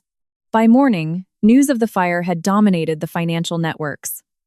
Caldwell PR issued a statement blaming a catastrophic electrical failure, claiming no sensitive data was compromised. Chloe didn't show up for work, but she mass emailed a few executives claiming Eleanor was framing her. Simultaneously, anonymous Wall Street blogs began posting photos of Eleanor leaving the burning building with a bag, insinuating she was the corporate spy. The narrative spin was so fast and aggressive that public opinion started to doubt her. Eleanor didn't issue a single denial. She sat in a heavily guarded safe room with Caleb and a forensic data specialist. They successfully decrypted the flash drive. Inside were over 100 nested folders. Most were just numerical strings, but one was labeled Aegis Advisory. When they cracked it, it revealed a massive money laundering web. Funds moved from French banks, through the New York Shell Company, and dispersed into 5 distinct accounts. One was tied to Luc Laurent, another to Chloe's personal assistant. The third was masked under a proxy fund, a fund that Harrison had direct signing authority over. Eleanor stared at the screen in absolute silence. Caleb asked if she was okay. She quietly replied that the truth doesn't hurt because it's new. It hurts because it confirms the exact thing you've been trying not to believe for years. Another folder contained the IP transmission logs. The blueprints were beamed to a server in Paris. The sender used Harrison's login, but the timestamp correlated with a charity dinner Harrison was photographed at, 30 miles away from the office. That meant someone spoofed his IP, or Harrison willingly handed over his master password. It wasn't enough to put Harrison in federal prison for the actual theft, but it proved his clearance was the weapon used to rob his own family. While they compiled the data, Eleanor received a voice note from Chloe. The woman sounded unhinged. She demanded a private meeting to trade information. If Eleanor didn't show, Chloe swore she would destroy the hard evidence linking Harrison to the money, and promised Eleanor's father would have an accident. The rendezvous point was the underground parking garage of the St. Regis Hotel, midnight. Jonathan immediately called it a trap, but Eleanor insisted on going, asking Marcus to set up a shadow perimeter. She theorized Chloe was terrified of the person pulling her strings and was looking for a way out. Eleanor backed up the master files, gave the original to Caleb, and walked into the meeting carrying a decoy. Marcus locked down the garage exits but kept his men out of sight so Chloe wouldn't bolt. Eleanor walked down the concrete ramp into the echoing, fluorescent-lit subterranean lot. The only sound was water dripping from a pipe. Chloe stood next to a black sedan. She wore no makeup, her face pale and exhausted, a complete inverse of the arrogant socialite from the gala. She immediately demanded the data. Eleanor replied that before any trade, Chloe had to name the architect of the forgery. Chloe let out a bitter, hollow laugh. She asked if Eleanor really thought she had the juice to pull this off. She confessed she was just a pawn, doing what she was told in exchange for a massive payout, an executive title, and a promise that Harrison would marry her. Eleanor asked if Luc Laurent was the boss. Chloe shook her head, stating Luc was just the bagman. The person calling the shots had the power to manipulate the board of directors, alter SEC filings, and make whistleblowers disappear without a trace. Chloe was just about to say the name when the roar of an engine echoed down the ramp. A dark SUV barreled toward them at breakneck speed. Chloe screamed, realizing her own people had tracked her. Eleanor lunged, grabbing Chloe by the jacket and yanking her behind a massive concrete pillar, just as the SUV clipped the spot where they had been standing, smashing into the guardrail. Two men in tactical masks bailed out of the crashed SUV. One racked a shotgun, the other sprinted toward Chloe's sedan. Eleanor shoved Chloe to the ground and yelled into her comms for Marcus. Marcus's team breached the garage from both stairwells. The masked men popped smoke grenades and laid down suppressing fire. In the chaos, Chloe panicked, ripped the decoy bag from Eleanor's hands, and sprinted blindly toward the exit ramp. Eleanor chased her down and tackled her. Chloe thrashed wildly, screaming that if she didn't give them the bag, they would execute her on the spot. Eleanor pinned her, yelling back that if she handed them the data, they would execute her anyway because she was a loose end. Chloe broke down sobbing, screaming that Eleanor didn't get it.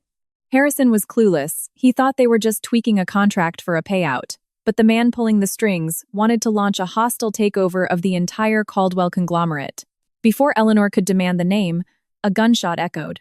A bullet sparked off the concrete inches from their heads. Eleanor pulled Chloe flat against the asphalt. Marcus returned fire, forcing the shooters back. Eleanor dragged Chloe toward the emergency exit, but the second the heavy door swung open, Chloe shoved Eleanor hard into the wall and bolted up the stairs. Eleanor didn't chase her. She knew Chloe was still trying to play both sides, desperate to save her own skin. Marcus ran up, checking Eleanor for wounds, and reported one shooter escaped, but they had captured the other, though he wasn't talking. Eleanor looked down at the concrete. In her panic, Chloe had dropped a burner phone. Eleanor scooped it up. There were no contacts, but the most recent encrypted text read, "If you talk to the wife, the world finds out Paris was a lie, and Harrison will throw you to the wolves." The sender knew every string to pull. Eleanor opened the photo gallery. It contained photos of forged passports, offshore wire receipts, and one candid picture of Harrison sitting in a private dining club with an older man.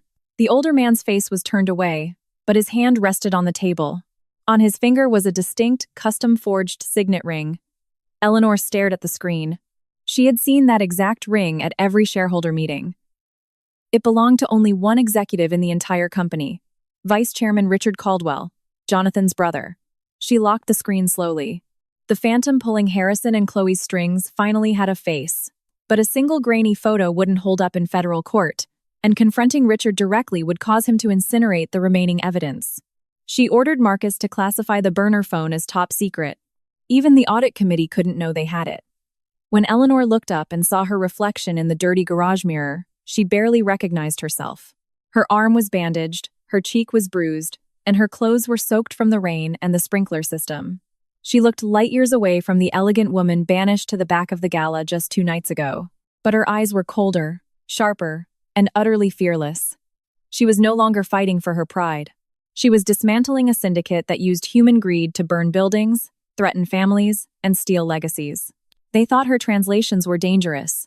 They were about to find out what happened when she started translating their crimes. The image of the signet ring on Vice Chairman Richard's finger confirmed her worst fears. But before she could weaponize that knowledge, the enemy struck a preemptive blow.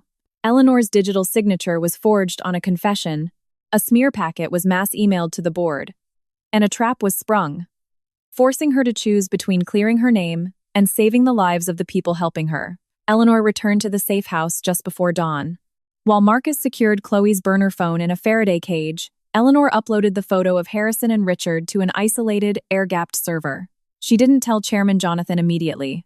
Accusing the chairman's own brother of corporate treason based on a single blurry photo could backfire disastrously if Richard had loyalists inside Jonathan's inner circle. Caleb, heavily bandaged but working furiously from the safe room, verified the photo had never passed through Caldwell's corporate servers. He enhanced the image to read the date stamp on the restaurant wall. The meeting happened exactly 48 hours before the French contract was maliciously altered. Eleanor had Caleb run the financial routing for that specific day. Within hours, he cracked it. The day after that dinner, Aegis Advisory received a massive offshore wire, which was immediately chopped up and fed into 3 executive proxy funds. One belonged to Harrison. While they analyzed the ledger, Jonathan's secretary called with a code red. The board of directors had convened an emergency tribunal for 9:00 a.m. A whistleblower packet had been submitted accusing Eleanor of falsifying the contract translation to extort the French and of stealing proprietary data before torching the server room. The packet included a document with Eleanor's verified cryptographic signature, logging her into Caleb's terminal right before the fire. If the board accepted the packet, she would be stripped of her audit authority and handed over to federal authorities. Eleanor scrutinized the PDF. The cryptographic signature looked flawless, but the hardware MAC address didn't match her personal laptop. The system logged the signature at 2:17 a.m., the exact minute she had been standing in the street. Regis' parking garage caught on 5 different security cameras. Whoever spoofed her credentials was confident the board wouldn't run a forensic check. Or they had an internal auditor ready to rubber stamp the lie. Caleb insisted he could ping the central server to prove the MAC address was spoofed, but it required jacking directly into the downtown mainframe. Eleanor strictly forbade him from going near the tower. The hitmen who tied him up were likely waiting for him. She ordered him to mine the recovered backup drives remotely while she walked into the tribunal to buy them time. If the enemy was pushing to execute her this fast, it meant they were about to move the stolen tech and needed her out of the way. The penthouse boardroom was freezing when Eleanor walked in. Almost every board member was seated. Harrison sat on the right, wearing a crisp suit, playing the role of the tragic, betrayed executive protecting the firm from his deranged wife. Chloe was absent, but her corporate lawyer submitted an affidavit claiming Eleanor had physically assaulted her and forced her to sign a false confession. Richard Caldwell sat placidly next to Jonathan, exuding an aura of calm, unbothered authority. A hostile board member opened the floor, immediately attacking Eleanor for abusing her status as the chairman's family to bypass security. He demanded to know why she was in the building during the fire and why she walked out with a hard drive. Eleanor stated calmly that she went in to save Caleb from being murdered, and the drive contained evidence of corporate espionage. The board member scoffed, asking why there was no police report. Eleanor replied that the building's comms were jammed by the exact same hit squad that poured the gasoline. Harrison stood up, oozing fake sympathy. He claimed Eleanor had suffered a paranoid break due to their marital issues, and was dragging Chloe's name through the mud out of pure spite. He dramatically dropped a document on the table, the forged log bearing Eleanor's signature, proving she had approved the French contract days ago. He then played an audio clip that sounded exactly like Eleanor, demanding a massive kickback from the French delegation to cover up the edits. Murmurs of shock rippled through the room. Eleanor didn't shout. She didn't panic. She simply asked the IT director at the back of the room to pull the raw metadata and timestamp of the audio file. The director sweated and said he couldn't. The source account had been permanently purged. Eleanor asked who authorized the purge. The director swallowed hard and said the internal audit committee had signed off on it. Richard kept his eyes glued to a legal pad, but Eleanor saw his index finger instantly tap the mahogany table the second that answer was given. A microtel. She locked it in her memory. Jonathan let the room vent before turning to Eleanor, asking if she had concrete proof of her innocence.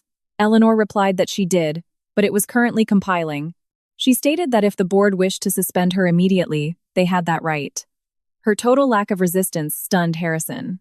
Richard finally looked up, his eyes narrowing.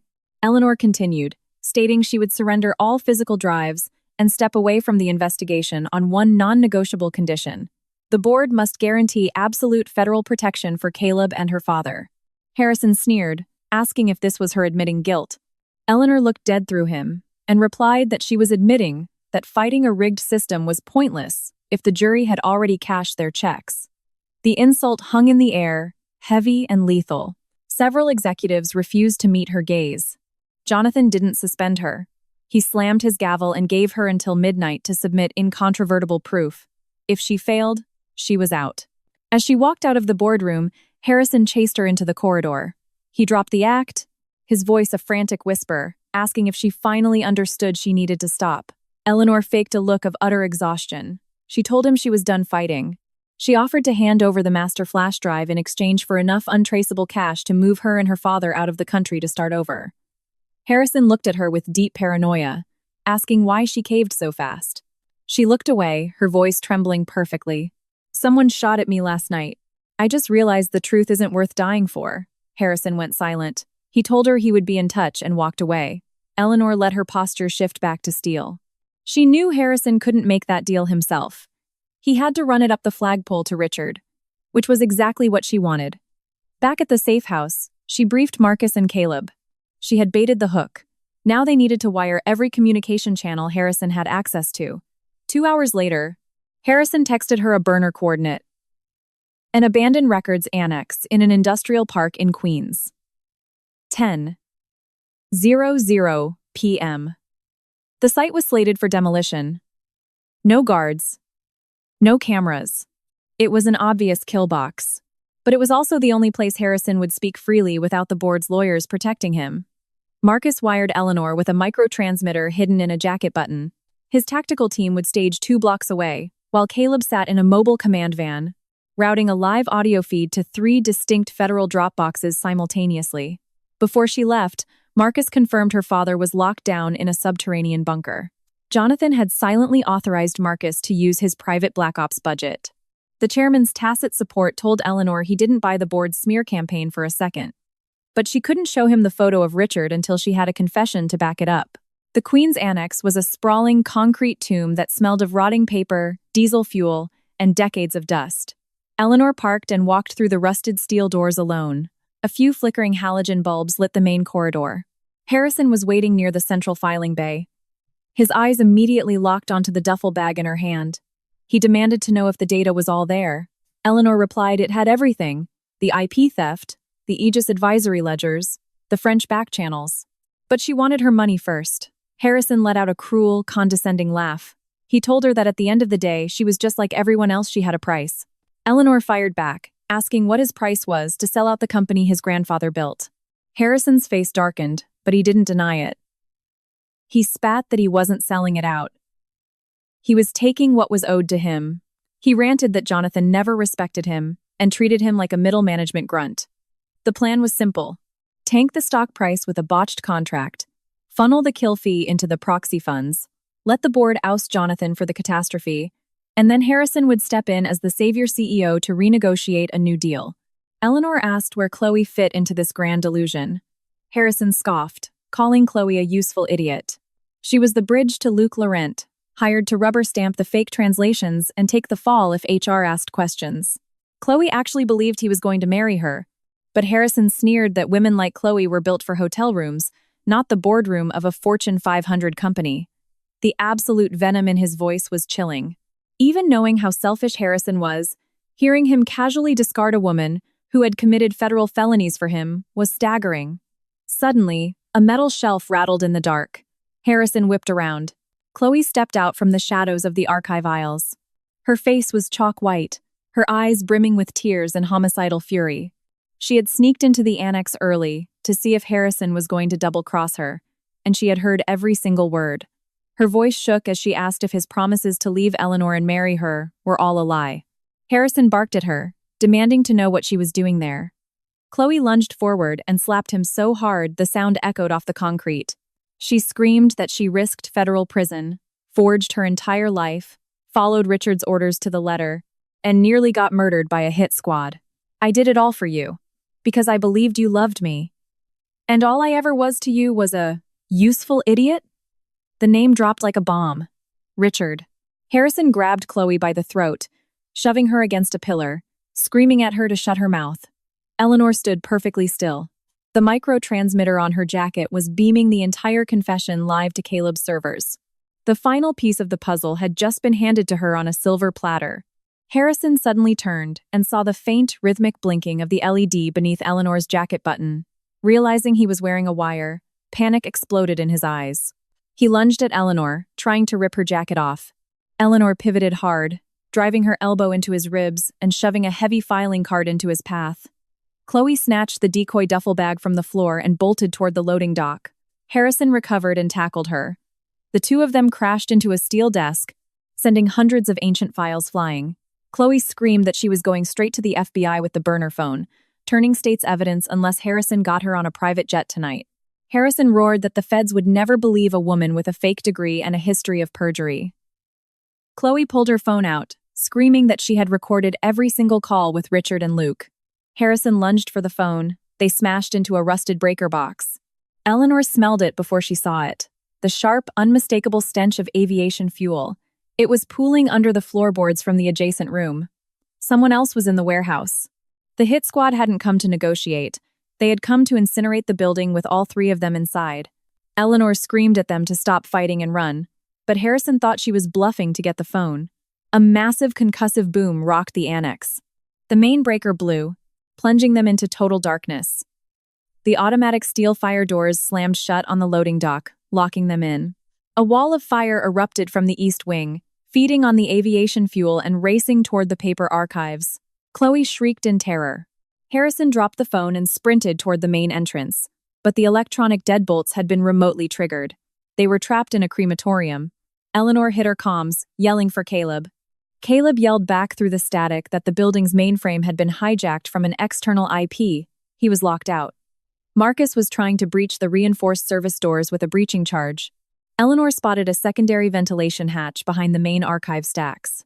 She grabbed a rusted fire extinguisher and started hammering the locking pins. Harrison and Chloe were screaming at each other in the smoke, accusing each other of bringing Richard's kill squad. Neither realized they were both obsolete assets. The flames licked the edge of a massive pallet of old printer fluid. Eleanor screamed at them to push the shelves. Harrison froze, but as the smoke choked him, he threw his weight against the steel rack. Chloe used a piece of rebar to pry the hatch open just enough. The three of them squeezed through the gap into a narrow utility tunnel just as the pallet exploded, turning the archive room into a blast furnace. They crawled through the choking smoke. Suddenly, Eleanor heard a horrific, agonizing scream coming from the boiler room ahead. She knew that voice. It was Caleb. Her heart stopped. Caleb was supposed to be miles away in the command van, but the kid had sneaked into the industrial park to try and hardwire into the local grid to stop the external hack. And Richard's men had caught him. Marcus's voice crackled on the radio. His team was pinned down outside by sniper fire. Eleanor turned to go toward the boiler room. Harrison grabbed her arm, his eyes wide with animal panic. He screamed that she was insane. The exit was 50 yards away, and if they went back, they would burn alive. Eleanor violently ripped her arm out of his grip. She looked at him with absolute disgust and told him that Caleb was risking his life to protect the truth, and she would never abandon him like Harrison abandoned everyone the second they weren't useful. She pulled her wet scarf over her mouth and charged back into the smoke. Chloe stared at Harrison, who was ready to leave them both to die. Chloe spat that this was exactly why he would never beat Eleanor. He only cared about his own survival, while she made people willing to die for her. To Harrison's shock, Chloe turned and ran into the fire after Eleanor. Harrison stood frozen in cowardly rage. But as the steel support beams above him began to groan and buckle, he realized the forward exit was blocked by a wall of flames. He had no choice but to follow them. Eleanor found Caleb chained to a steam pipe behind the boiler. He was bleeding heavily from a head wound and half-conscious.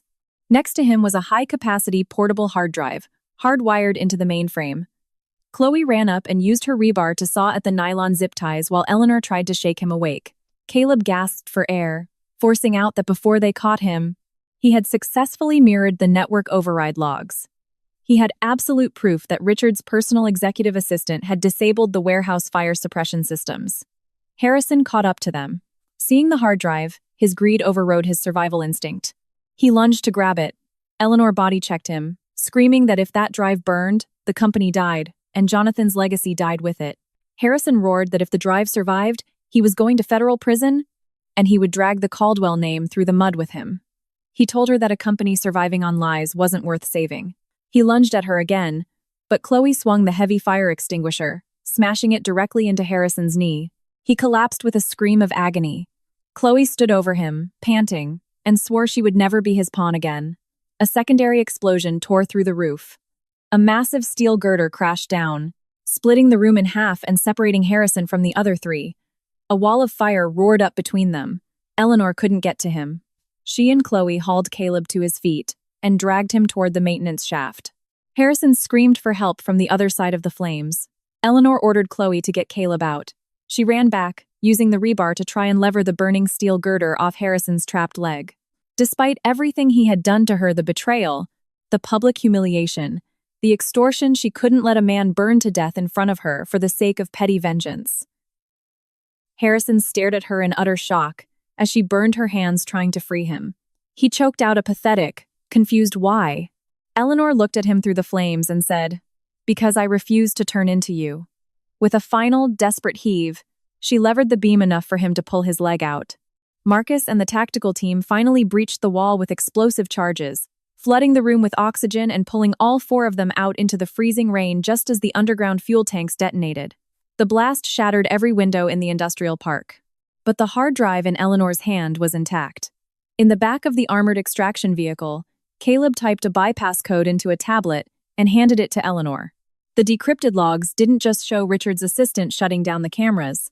It showed Vice Chairman Richard's direct biometric authorization approving the hit squad's payroll.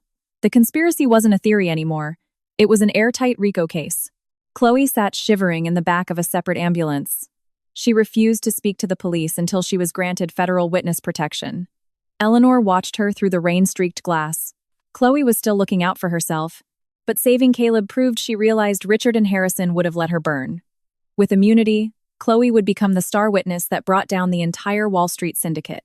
Eleanor immediately dialed Chairman Jonathan to warn him to evacuate his penthouse. The executive secretary answered, his voice tight with panic. He said the chairman was currently en route to the hospital because he heard Caleb had been severely injured. Eleanor's blood froze. Only 3 people knew Caleb was hurt. She screamed at Marcus to intercept the chairman's motorcade. Before Marcus could patch through to the escort detail, the sound of tearing metal and a horrific crash echoed over the phone line. Then, dead static. Marcus pinged the chairman's GPS. The motorcade hadn't gone to the hospital. It was stopped on a deserted stretch of the FDR Drive overpass. Eleanor ordered her driver to floor it. Her heart hammered against her ribs. The war wasn't just about stolen patents anymore. Richard was willing to assassinate his own brother to seize the throne. When Eleanor's convoy arrived at the FDR, the scene was a nightmare of shattered glass and screaming sirens. The chairman's armored town car had been run off the road, slammed violently into the concrete barriers. A heavy, unmarked commercial truck was abandoned, blocking the lanes. Emergency crews were using the jaws of life to cut Jonathan out of the back seat. His face was covered in blood, but he was conscious. As the paramedics lifted him onto the stretcher, he grabbed Eleanor's wrist with a grip like a vice. He pulled her close and whispered, his voice rattling in his chest, "The lead driver diverted the route," said Richard gave the order. Eleanor's eyes went pitch black. This wasn't corporate espionage anymore. It was attempted murder. Richard had bought off the chairman's own security detail.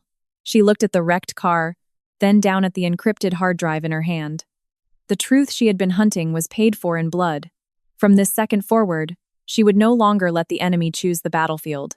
The assassination attempt on Chairman Jonathan made it crystal clear. Richard wasn't going to stop at stealing tech. He was going to seize the entire Caldwell conglomerate by force, bury the evidence, and eliminate anyone who stood in his way. The emergency board meeting scheduled for that afternoon was his endgame. Eleanor had to walk into the lion's den, face her husband's mistress, and the mastermind, armed with a single hard drive.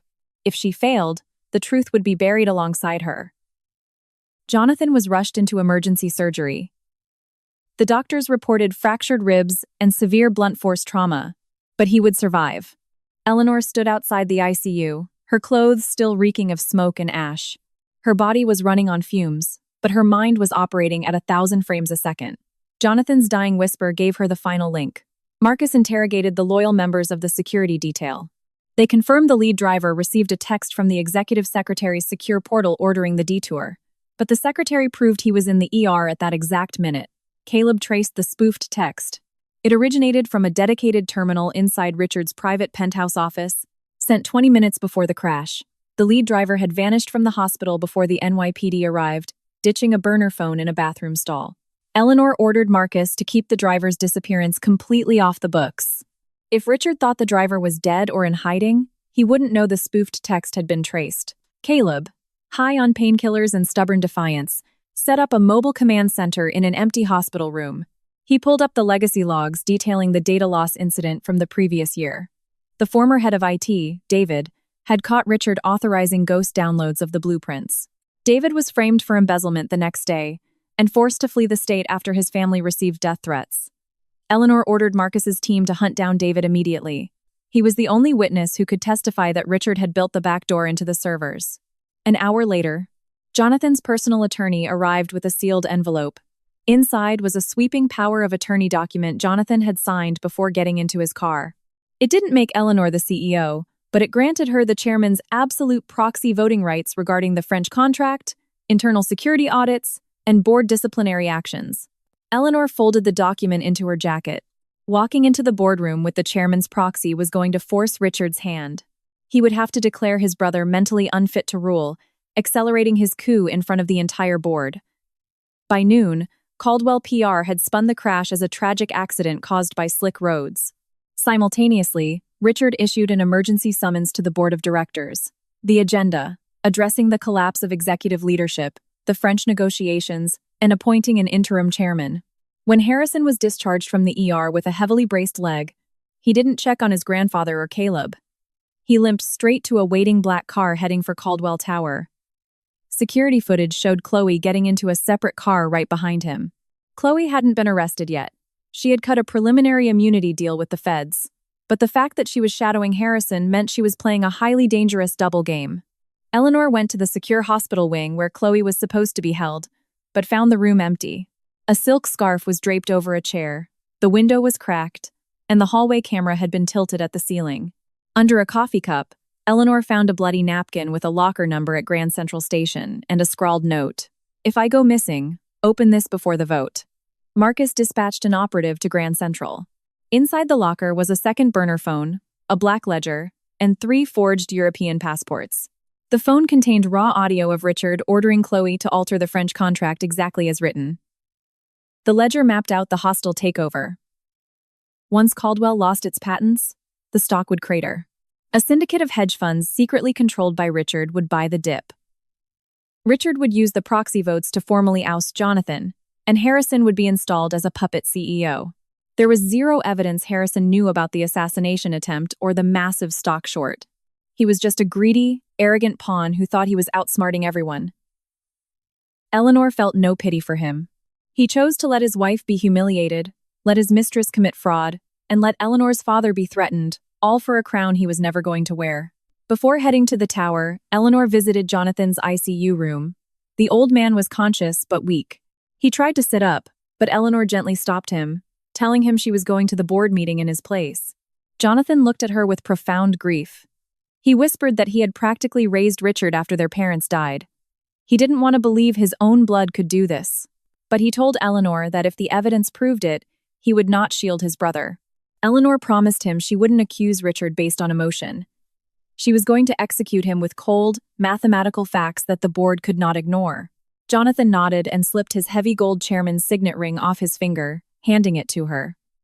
The ring contained an RFID chip that granted God-tier access to the corporate mainframe. Caldwell Tower was a fortress when Eleanor's SUV pulled up. Richard had replaced the standard lobby guards with private mercenaries. Marcus noticed the shift immediately. Eleanor allowed them to search her decoy briefcase, leaving the actual evidence with Caleb, who was linking into the boardroom's AV system from a stealth van parked 2 blocks away. The penthouse boardroom was packed with executives, major shareholders, and elite corporate counsel. The French delegation, including Henri Boucher and Camille Dupont, was beamed in via secure video link, demanding a formal explanation. Harrison sat near the front, looking pale and sweating through his custom suit. Chloe sat quietly in the back row with a defense attorney, wearing dark sunglasses to hide her bruised face, her eyes constantly darting toward the exits.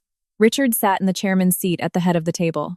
He looked impeccably calm, projecting the aura of a steady hand in a time of crisis. Richard opened the floor.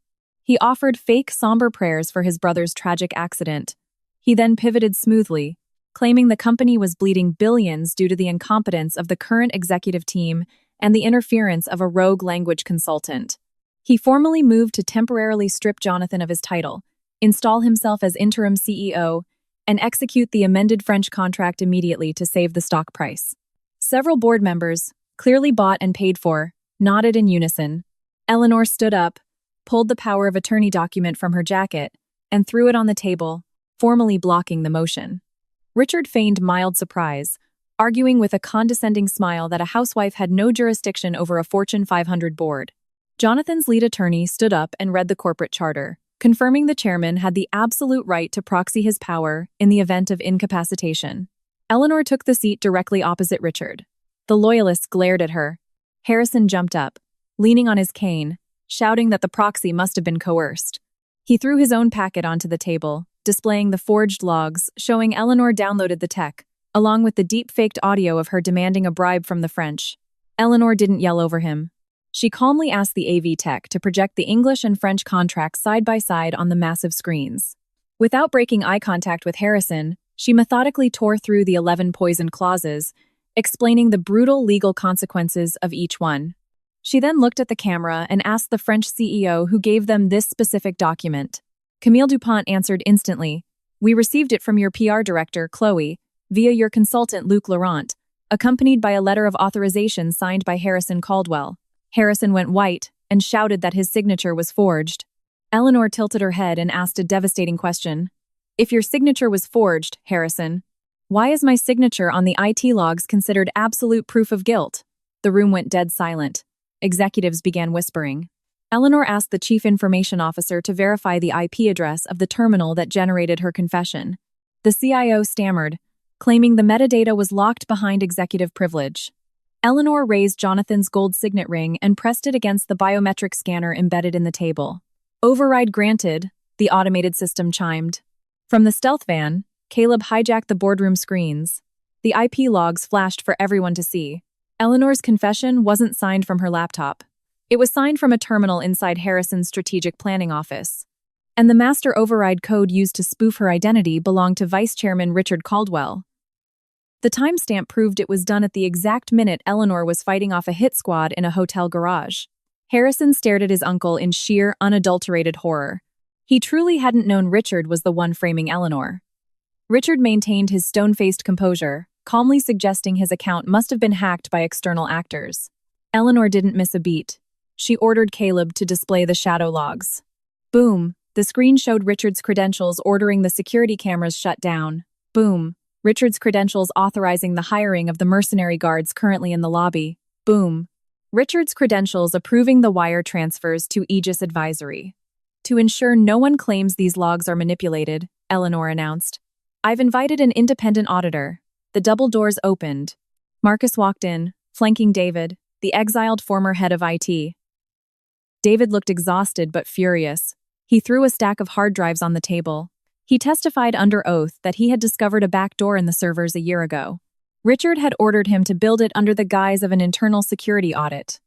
When David realized it was being used to steal patents, Richard threatened his family and framed him for theft. Richard's lawyer jumped up, shouting that David was a disgruntled, fired employee with a vendetta. Eleanor countered by throwing the Aegis Advisory banking ledgers on the table. She mapped out exactly how the offshore shell company routed millions of dollars into Richard's proxy hedge funds. The very funds that were currently aggressively shorting Caldwell Energy stock. The board members who had been nodding along with Richard 5 minutes ago suddenly went ghost pale, frantically flipping through their own portfolios. Harrison looked at his uncle, his voice cracking. This wasn't the deal. You told me we were just renegotiating. Richard looked at Harrison with eyes so cold it dropped the temperature in the room. Men who lack vision do not need to know the blueprints, he replied softly. That single, arrogant sentence was the final nail in the coffin. It was a live confession of their collusion. Harrison realized he was nothing but a sacrificial lamb. In a desperate bid for survival, Chloe suddenly stood up in the back row. She screamed that she had proof Eleanor was extorting the French. Her lawyer played the deep-faked audio of Eleanor's voice negotiating a bribe. Some board members looked confused. Chloe glared at Eleanor, hoping this fabricated grenade would buy her a plea deal. She didn't know Eleanor had already found the burner phone in Grand Central. Eleanor politely asked the AV tech to run the audio file through a spectrogram. The waveform appeared on the screen, showing massive, jagged spikes. Eleanor explained that the audio was spliced together from 3 different conversations. One from her hiring interview, one from a UN negotiation years ago, and one from a basic NDA warning. She pointed out the changing room tone, the sudden shift in background hum, and the unnatural breathing patterns. Camille DuPont spoke up from the video feed, confirming she had been present for 2 of those original conversations, and no bribe was ever discussed. Caleb threw the final kill shot on the screen. The IP log showing the deepfake audio was rendered on a computer in Chloe's apartment. Chloe's lawyer literally took a physical step away from her, realizing his client had just handed him fabricated federal evidence. Seeing his empire collapsing in real time, Richard signaled his mercenaries. The electronic doors of the boardroom slammed shut and locked. 4 heavily armed men stepped in front of the exits, ordering everyone to place their phones on the table. Panic erupted. Richard smoothly claimed he was initiating a corporate lockdown to prevent stolen IP from leaking. Eleanor saw a mercenary moving toward the AV closet, intending to sever Caleb's connection. Marcus stepped in his path, sparking a brutal hand-to-hand brawl. The chairman's loyal security detail began battering the locked doors from the outside. The boardroom devolved into a war zone. Harrison, seeing his life going up in smoke, lunged across the table to smash the presentation laptop. Eleanor caught his wrist, twisted it, and used his own momentum to slam him face first into the mahogany. The people destroying this company aren't the whistleblowers, Harrison, she shouted over the chaos. It's the people selling its soul for a corner office, Richard barked in order. A mercenary pulled a hardline switch, killing the boardroom's internet and monitors. Richard smiled a terrifyingly calm smile, declaring that since Eleanor and her rogue IT guy had illegally breached the servers, he was placing them under corporate arrest. He moved to immediately initiate the board vote to crown himself CEO. Several terrified board members raised their hands, looking at the mercenaries' guns. Eleanor looked at her watch and smiled. You cut the feed 3 minutes too late, Richard. From the AV closet, Caleb, bleeding from his lip, let out a loud laugh. He held up a satellite uplink router. He hadn't been using the corporate Wi-Fi. He was bouncing the feed off a microwave transmitter on a neighboring roof. Every single word, every log, every threat, and the video of armed mercenaries locking the doors had just been live-streamed to the SEC, the FBI, and every major shareholder globally. Richard's mercenaries faltered, realizing they were currently committing armed hostage-taking on a federal live stream. The heavy double doors finally gave way, and the NYPD SWAT team, guided by the chairman's loyalists, flooded the room.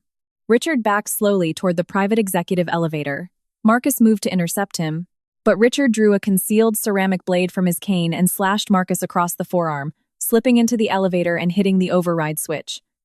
Eleanor didn't chase him. Her priority was securing the hard drives and Caleb. Harrison tried to limp after his uncle, but 2 SWAT officers tackled him to the carpet.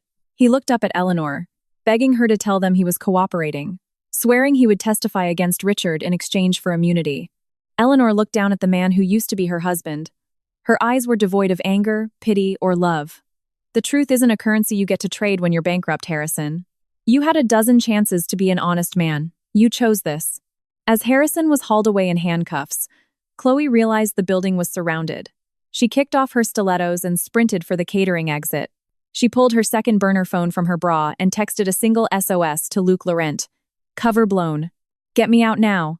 Eleanor saw the text pop up on Caleb's mirrored monitor. She didn't alert the cops. She told Marcus to let Chloe run, but to track her GPS signal. Chloe was desperate, which meant she was running straight to the French bagman and the offshore money. With the boardroom secured, Henry Boucher announced via video link that the French firm was formally freezing the negotiations until the DOJ cleared Caldwell Energy, but promised they would not walk away if the corruption was purged. The remaining board members unanimously voted to strip Richard and Harrison of all titles, granting emergency executive control to an independent committee overseen by Eleanor. Several executives begged Eleanor to take the CEO spot right then and there. She refused. She stated her only job was to secure the evidence, restore the patents, and send the criminals to federal prison. Taking the throne now would validate Richard's lie that this was all a power grab. She insisted an external ethics board take the wheel. While the police locked down the tower, Marcus reported that Chloe was speeding toward a decommissioned airstrip in Queens, but suddenly detoured toward a commercial shipping depot.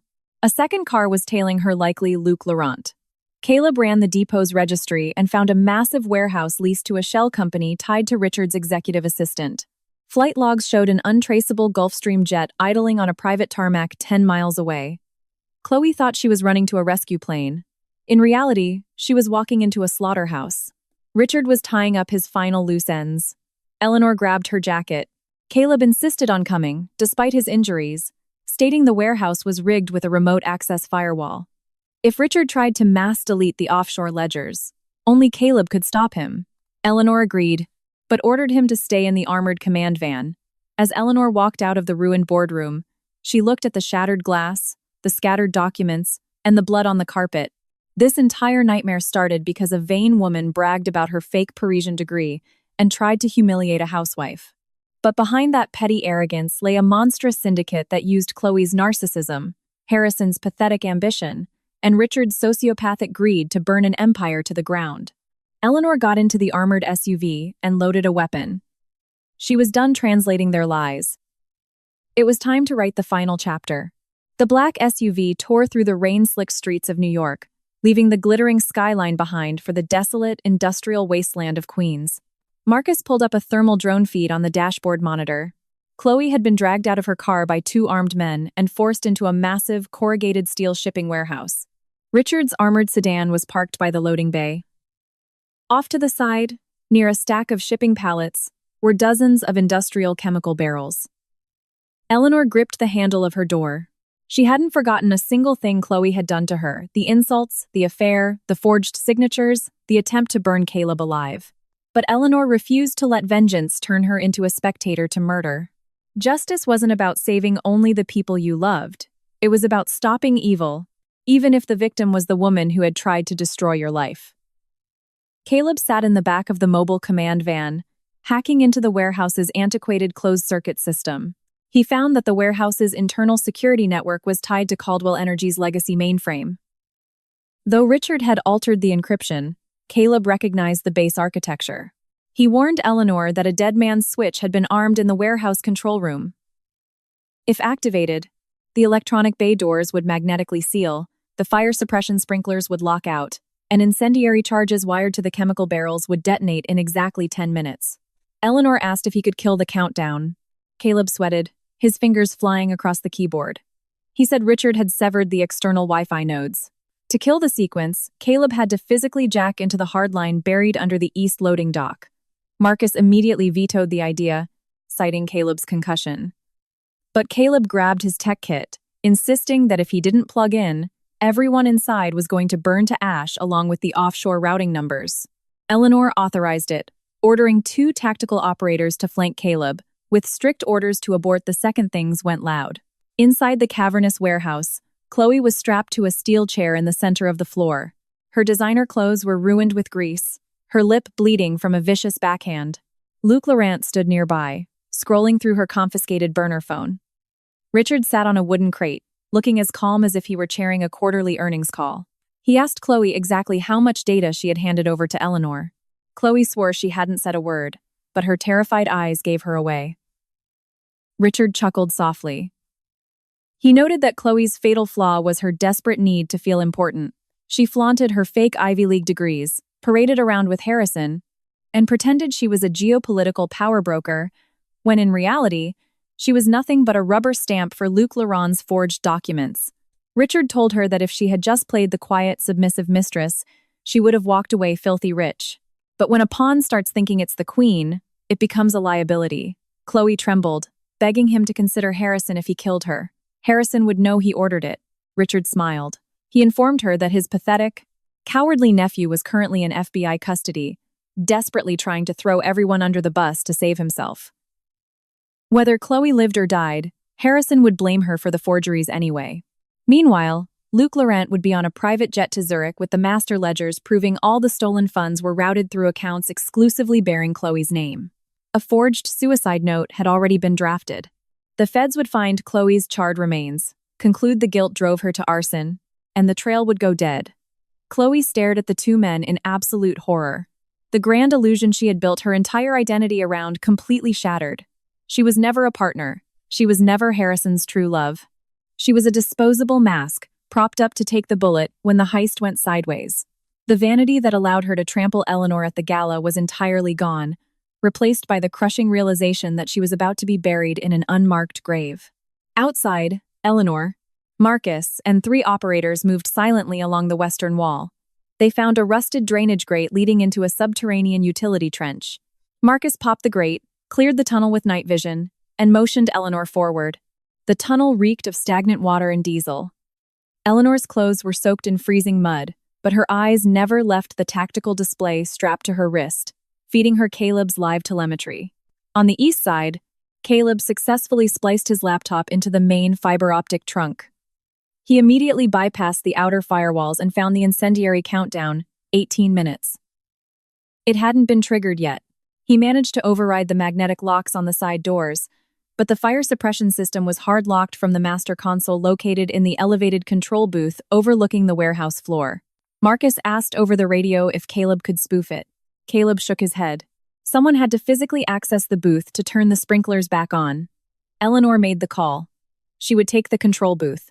Marcus vehemently objected, arguing their primary objective was extracting Chloe and waiting for the FBI hostage rescue team. Eleanor countered that if Richard knew he was surrounded, he would immediately execute the burn protocol. Without the sprinklers, everyone would die before SWAT breached the walls. She ordered Marcus to stage a rescue assault on the floor, while she and 1 operator took the catwalk stairs to the booth. Before splitting up, Eleanor sent a secure voice note to Chairman Jonathan at the hospital. She stated simply that the master ledgers linking Richard to the assassination attempt and the corporate fraud were secured in multiple federal drop boxes.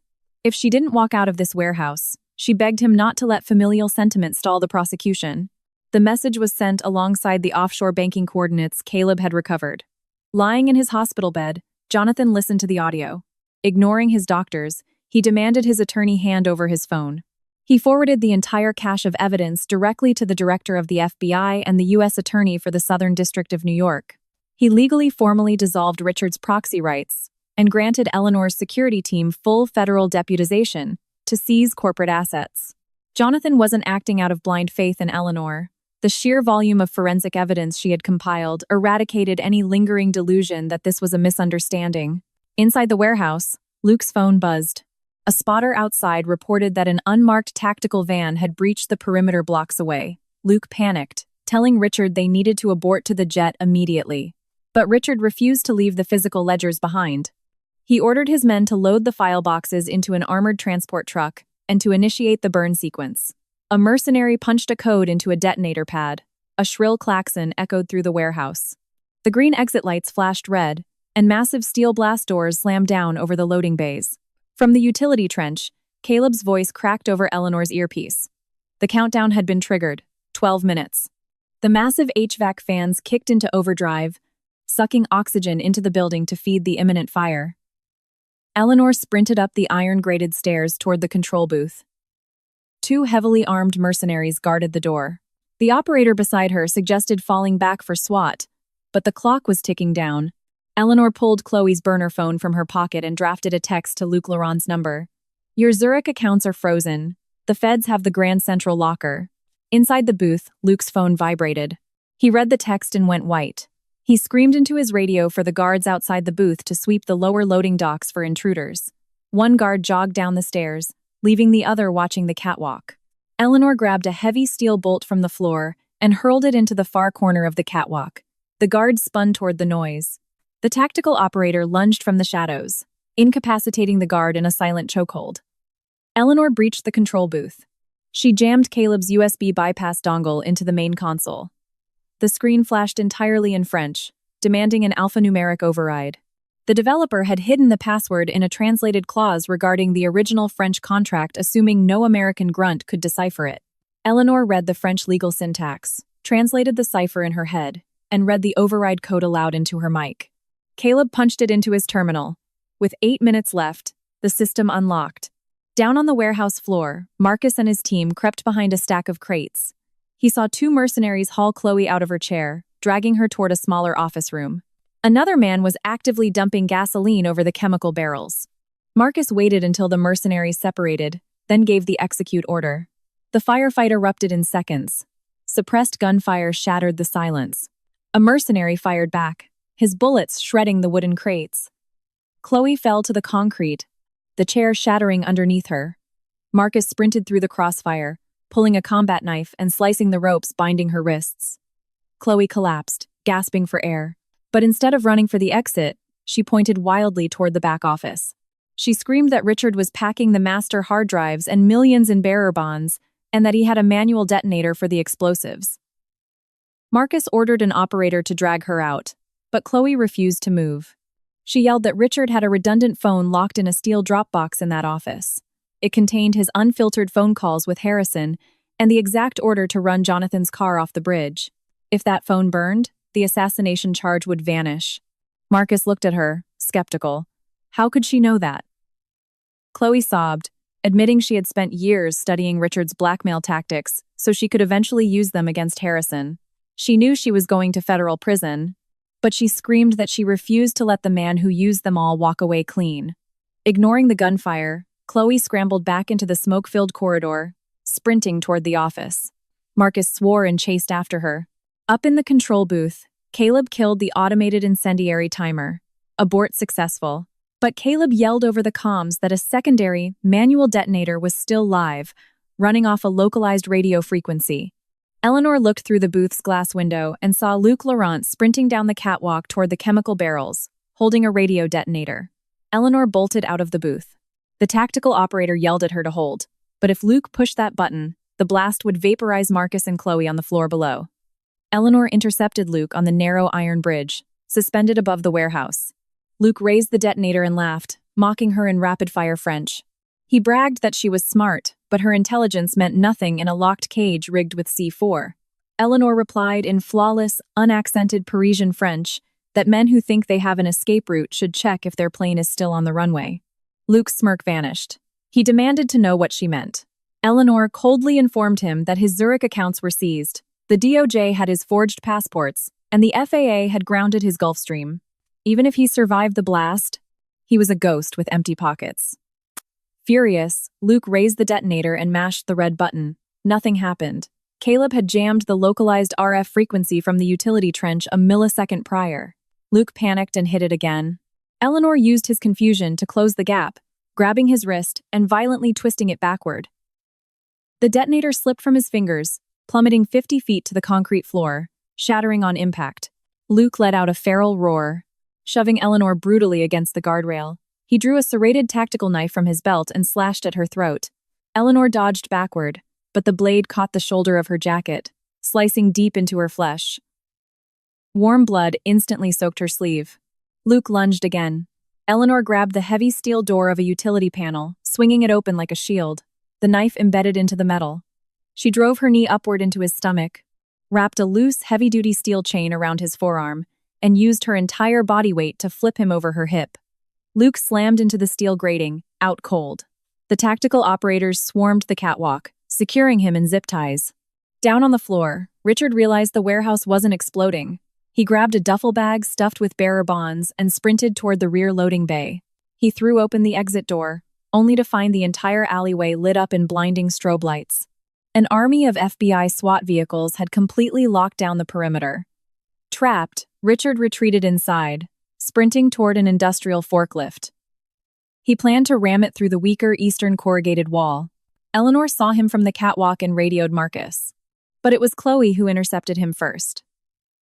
Having retrieved the steel lockbox containing the burner phone, Chloe burst out of the office and found herself face-to-face with Richard in a narrow maintenance aisle.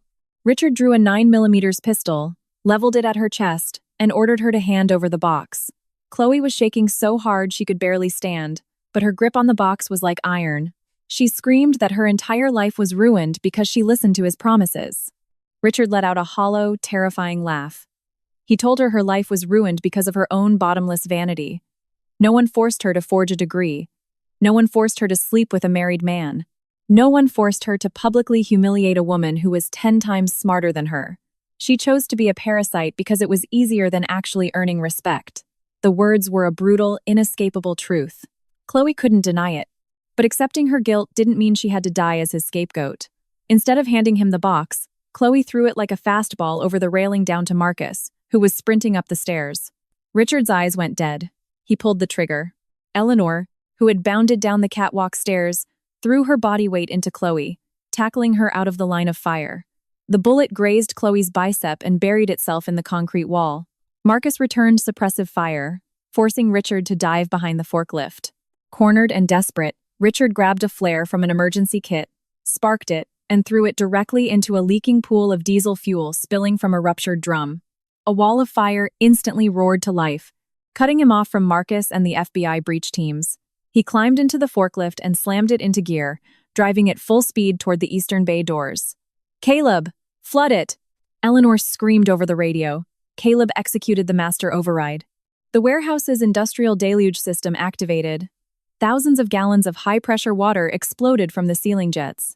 The torrential downpour knocked down the flames, but the burning diesel spread across the surface of the water, creating a lake of fire.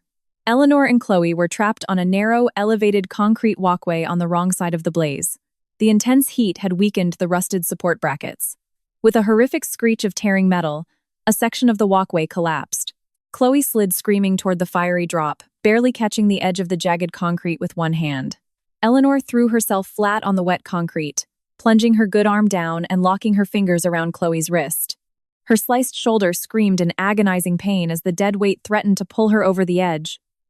Chloe looked up through the smoke, tears streaming down her soot-stained face. She screamed over the roar of the fire, asking why Eleanor was saving her. "I ruined your marriage. I tried to frame you. I tried to put you in prison." Eleanor gritted her teeth, blood dripping from her shoulder, her muscles trembling under the immense strain. "Letting you die doesn't undo a single thing you did to me. It just means I have to live the rest of my life knowing I chose revenge over doing what's right." With a guttural scream of exertion, Eleanor hauled Chloe up over the ledge. They collapsed onto the solid concrete, gasping for air. Chloe broke down into ugly, heaving sobs. It was the first time in her life she wasn't acting, wasn't manipulating, and wasn't demanding attention. Marcus and a SWAT rescue team pushed through the deluge, throwing fire blankets over them and dragging them to the secure zone. As the paramedics swarmed them, Chloe shoved the steel lockbox into Eleanor's hands. "The passcode is the year Caldwell Energy was founded," Chloe choked out. "Everything is in there. Burn him." Across the warehouse, Richard rammed the forklift through the exterior wall, tearing a massive hole into the rainy night. He bailed out, clutching his bag of bearer bonds, and sprinted up an exterior fire escape toward the roof, hoping to jump to the adjacent building. SWAT teams flooded the stairs, but Eleanor and Marcus took the service elevator to the roof. The freezing rain whipped across the tar paper surface, blowing the black smoke toward the airport. Police spotlights from the ground painted the roof in blinding crossbeams. Richard stood at the absolute edge of the roof, the 9mm pistol gripped loosely in his hand. He looked at Eleanor and Marcus, panting heavily. He sneered that everyone in his family owed him their lives. Jonathan only became chairman because he was born first. Richard claimed he spent decades in the shadows, doing the dirty, illegal work required to build a multi-billion-dollar empire, while Jonathan took all the credit. Eleanor stepped forward into the rain. She told him that feeling underappreciated doesn't give a man the right to become a monster. Richard wasn't a victim. He actively chose to steal from his shareholders, chose to exploit his nephew, chose to use a young woman as a meat shield, and chose to order a hit on his own brother. He was a coward who refused to accept the consequences of his own greed. Richard screamed that without him, Caldwell Energy would never have survived Wall Street. Eleanor replied that an empire held together by extortion, forged signatures, and the blood of innocent people isn't an empire, it's just a heavily funded mafia, terrified of the day the lights get turned on. Richard raised his gun, aiming it squarely at Eleanor's chest. Marcus raised his assault rifle, his finger tightening on the trigger. Suddenly, a voice boomed over the NYPD bullhorn patched into the helicopter hovering above them. It was Chairman Jonathan. He was broadcasting via a secure federal line directly from his hospital bed. "Put it down, Richard. There isn't a throne in the world worth what you've done to your soul." Richard froze. The sound of his older brother's voice broke the manic spell. Jonathan's voice echoed over the rain-swept roof. He admitted he was guilty of ignoring his brother's bitterness. He admitted he let the pursuit of corporate expansion blind him to the rot inside his own family. But he swore that if Richard had a single shred of humanity left, he would drop the weapon and face his judgment like a man, rather than dying like a coward. Richard closed his eyes. For a long moment, he pointed the gun at his own head. Eleanor took a slow step forward. She told him that pulling the trigger wasn't paying his debt, it was just running away.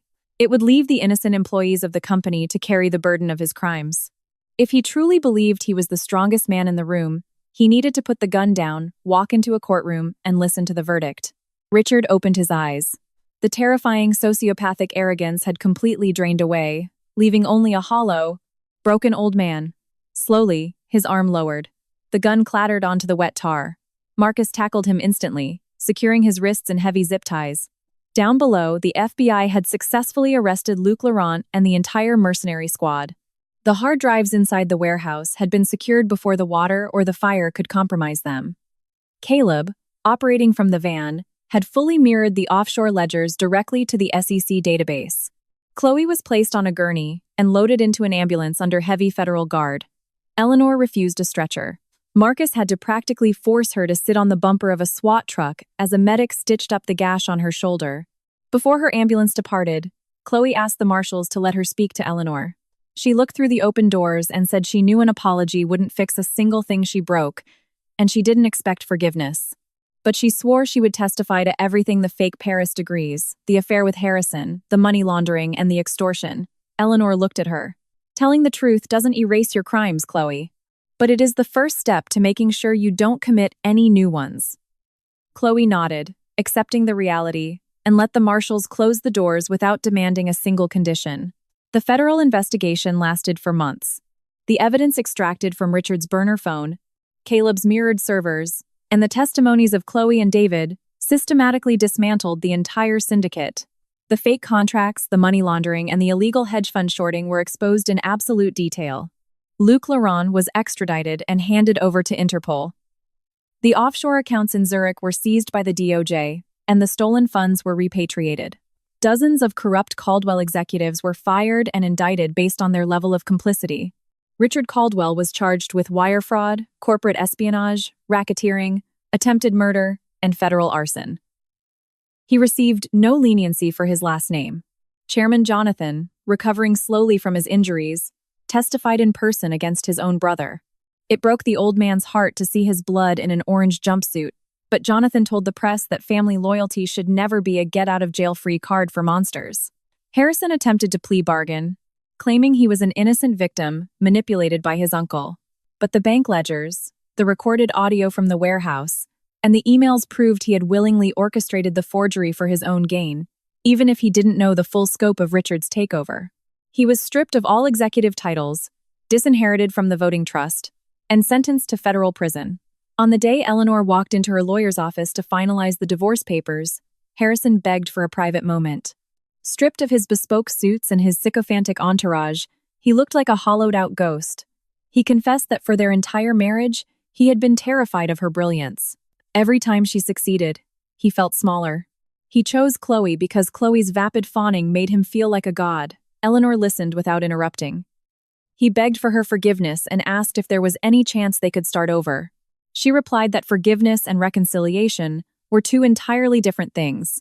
She could let go of her anger so it wouldn't poison her future, but she would never hand her trust back to a man who repeatedly tried to destroy her. You didn't lose me the night of the gala, Harrison.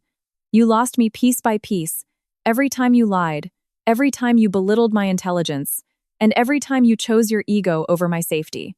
In the end, the person you destroyed the most wasn't me. It was the man you could have been. She signed the divorce papers, accepting only the assets she legally brought into the marriage. The luxury penthouse was liquidated. The funds split fairly. She didn't demand alimony or corporate shares out of spite. She didn't want to see him destitute. She simply wanted her life back, utterly free of his deceit. Harrison watched her walk out the door, his eyes filled with bottomless regret. But this time, no words could make her turn around. Chloe accepted a severe plea deal. The federal judge factored in her critical testimony, but it didn't completely erase her felonies. After she began her prison sentence, she sent Eleanor exactly one letter. She didn't ask for friendship or absolution.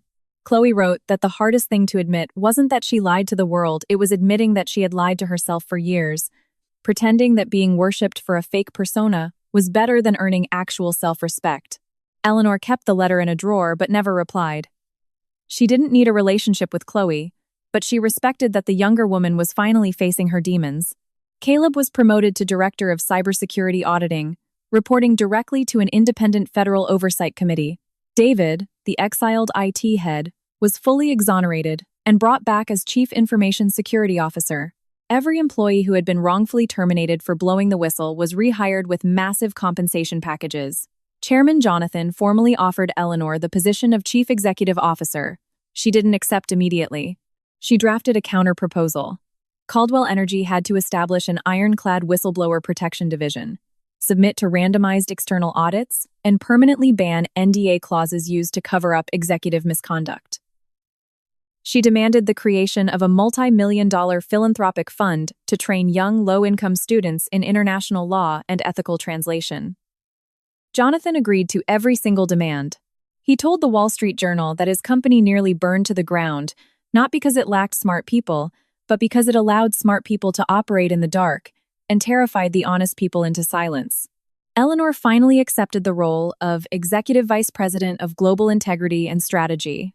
She took the job not as Harrison's ex-wife or Jonathan's granddaughter-in-law, but as the apex expert who had saved the conglomerate from annihilation. Months later, the negotiations with the French firm resumed. The contracts in both English and French were audited by 3 independent federal firms and projected openly on the boardroom screens. The intellectual property rights were split equitably. No single executive had the authority to alter a comma without a logged biometric timestamp. Camille Dupont signed as the French legal proxy.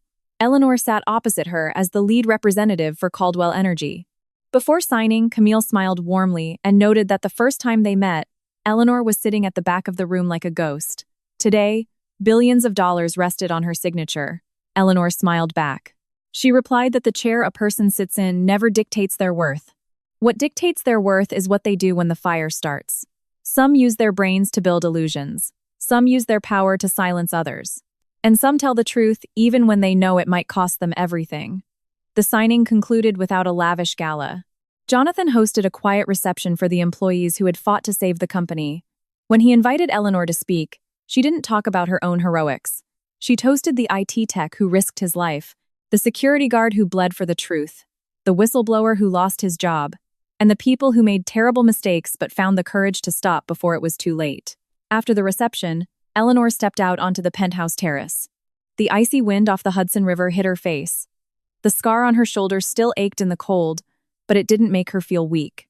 It was a permanent reminder that she had been shoved into the corner, publicly humiliated by her husband, mocked by a mistress, and hunted by billionaires, and none of it had broken her. Caleb walked out onto the terrace and handed her a report. The new legal translation scholarship had 10 times more applicants than they expected. Many were kids from public schools who had never owned a passport but had the grit to change the world. Eleanor smiled. She told him that the goal wasn't to send them to Paris so they could pretend to be elite. The goal was to teach them how to dismantle lies, so that when words were used as weapons, they would know how to disarm them. Looking out over the glittering grid of Manhattan, Eleanor knew the war was over. Her story left behind an undeniable truth. Real brilliance doesn't need to scream to be recognized. People of genuine substance might be overlooked, insulted, or shoved into the shadows. But when the hour comes, and the truth needs a champion, their courage and integrity will allow them to stand up and obliterate the darkness without ever having to step on anyone else to reach the light. A love lacking respect is no sanctuary. Forgiveness frees the soul, but it doesn't require you to return to the hands that broke you. And mercy should never be a shield for the wicked to hide behind. Life will inevitably force us to face betrayal, but we retain the absolute right to choose whether that pain turns us into monsters or refines us into people who understand justice on a molecular level. No lie can be buried forever. When a person chooses deceit, they have to build a labyrinth of new lies to protect the old ones, until the maze becomes a prison of their own making. Meanwhile, those who stand in the light of the truth may lose battles, but when the day of reckoning arrives, they never have to remember what story they told. The truth never has to change its shape to survive.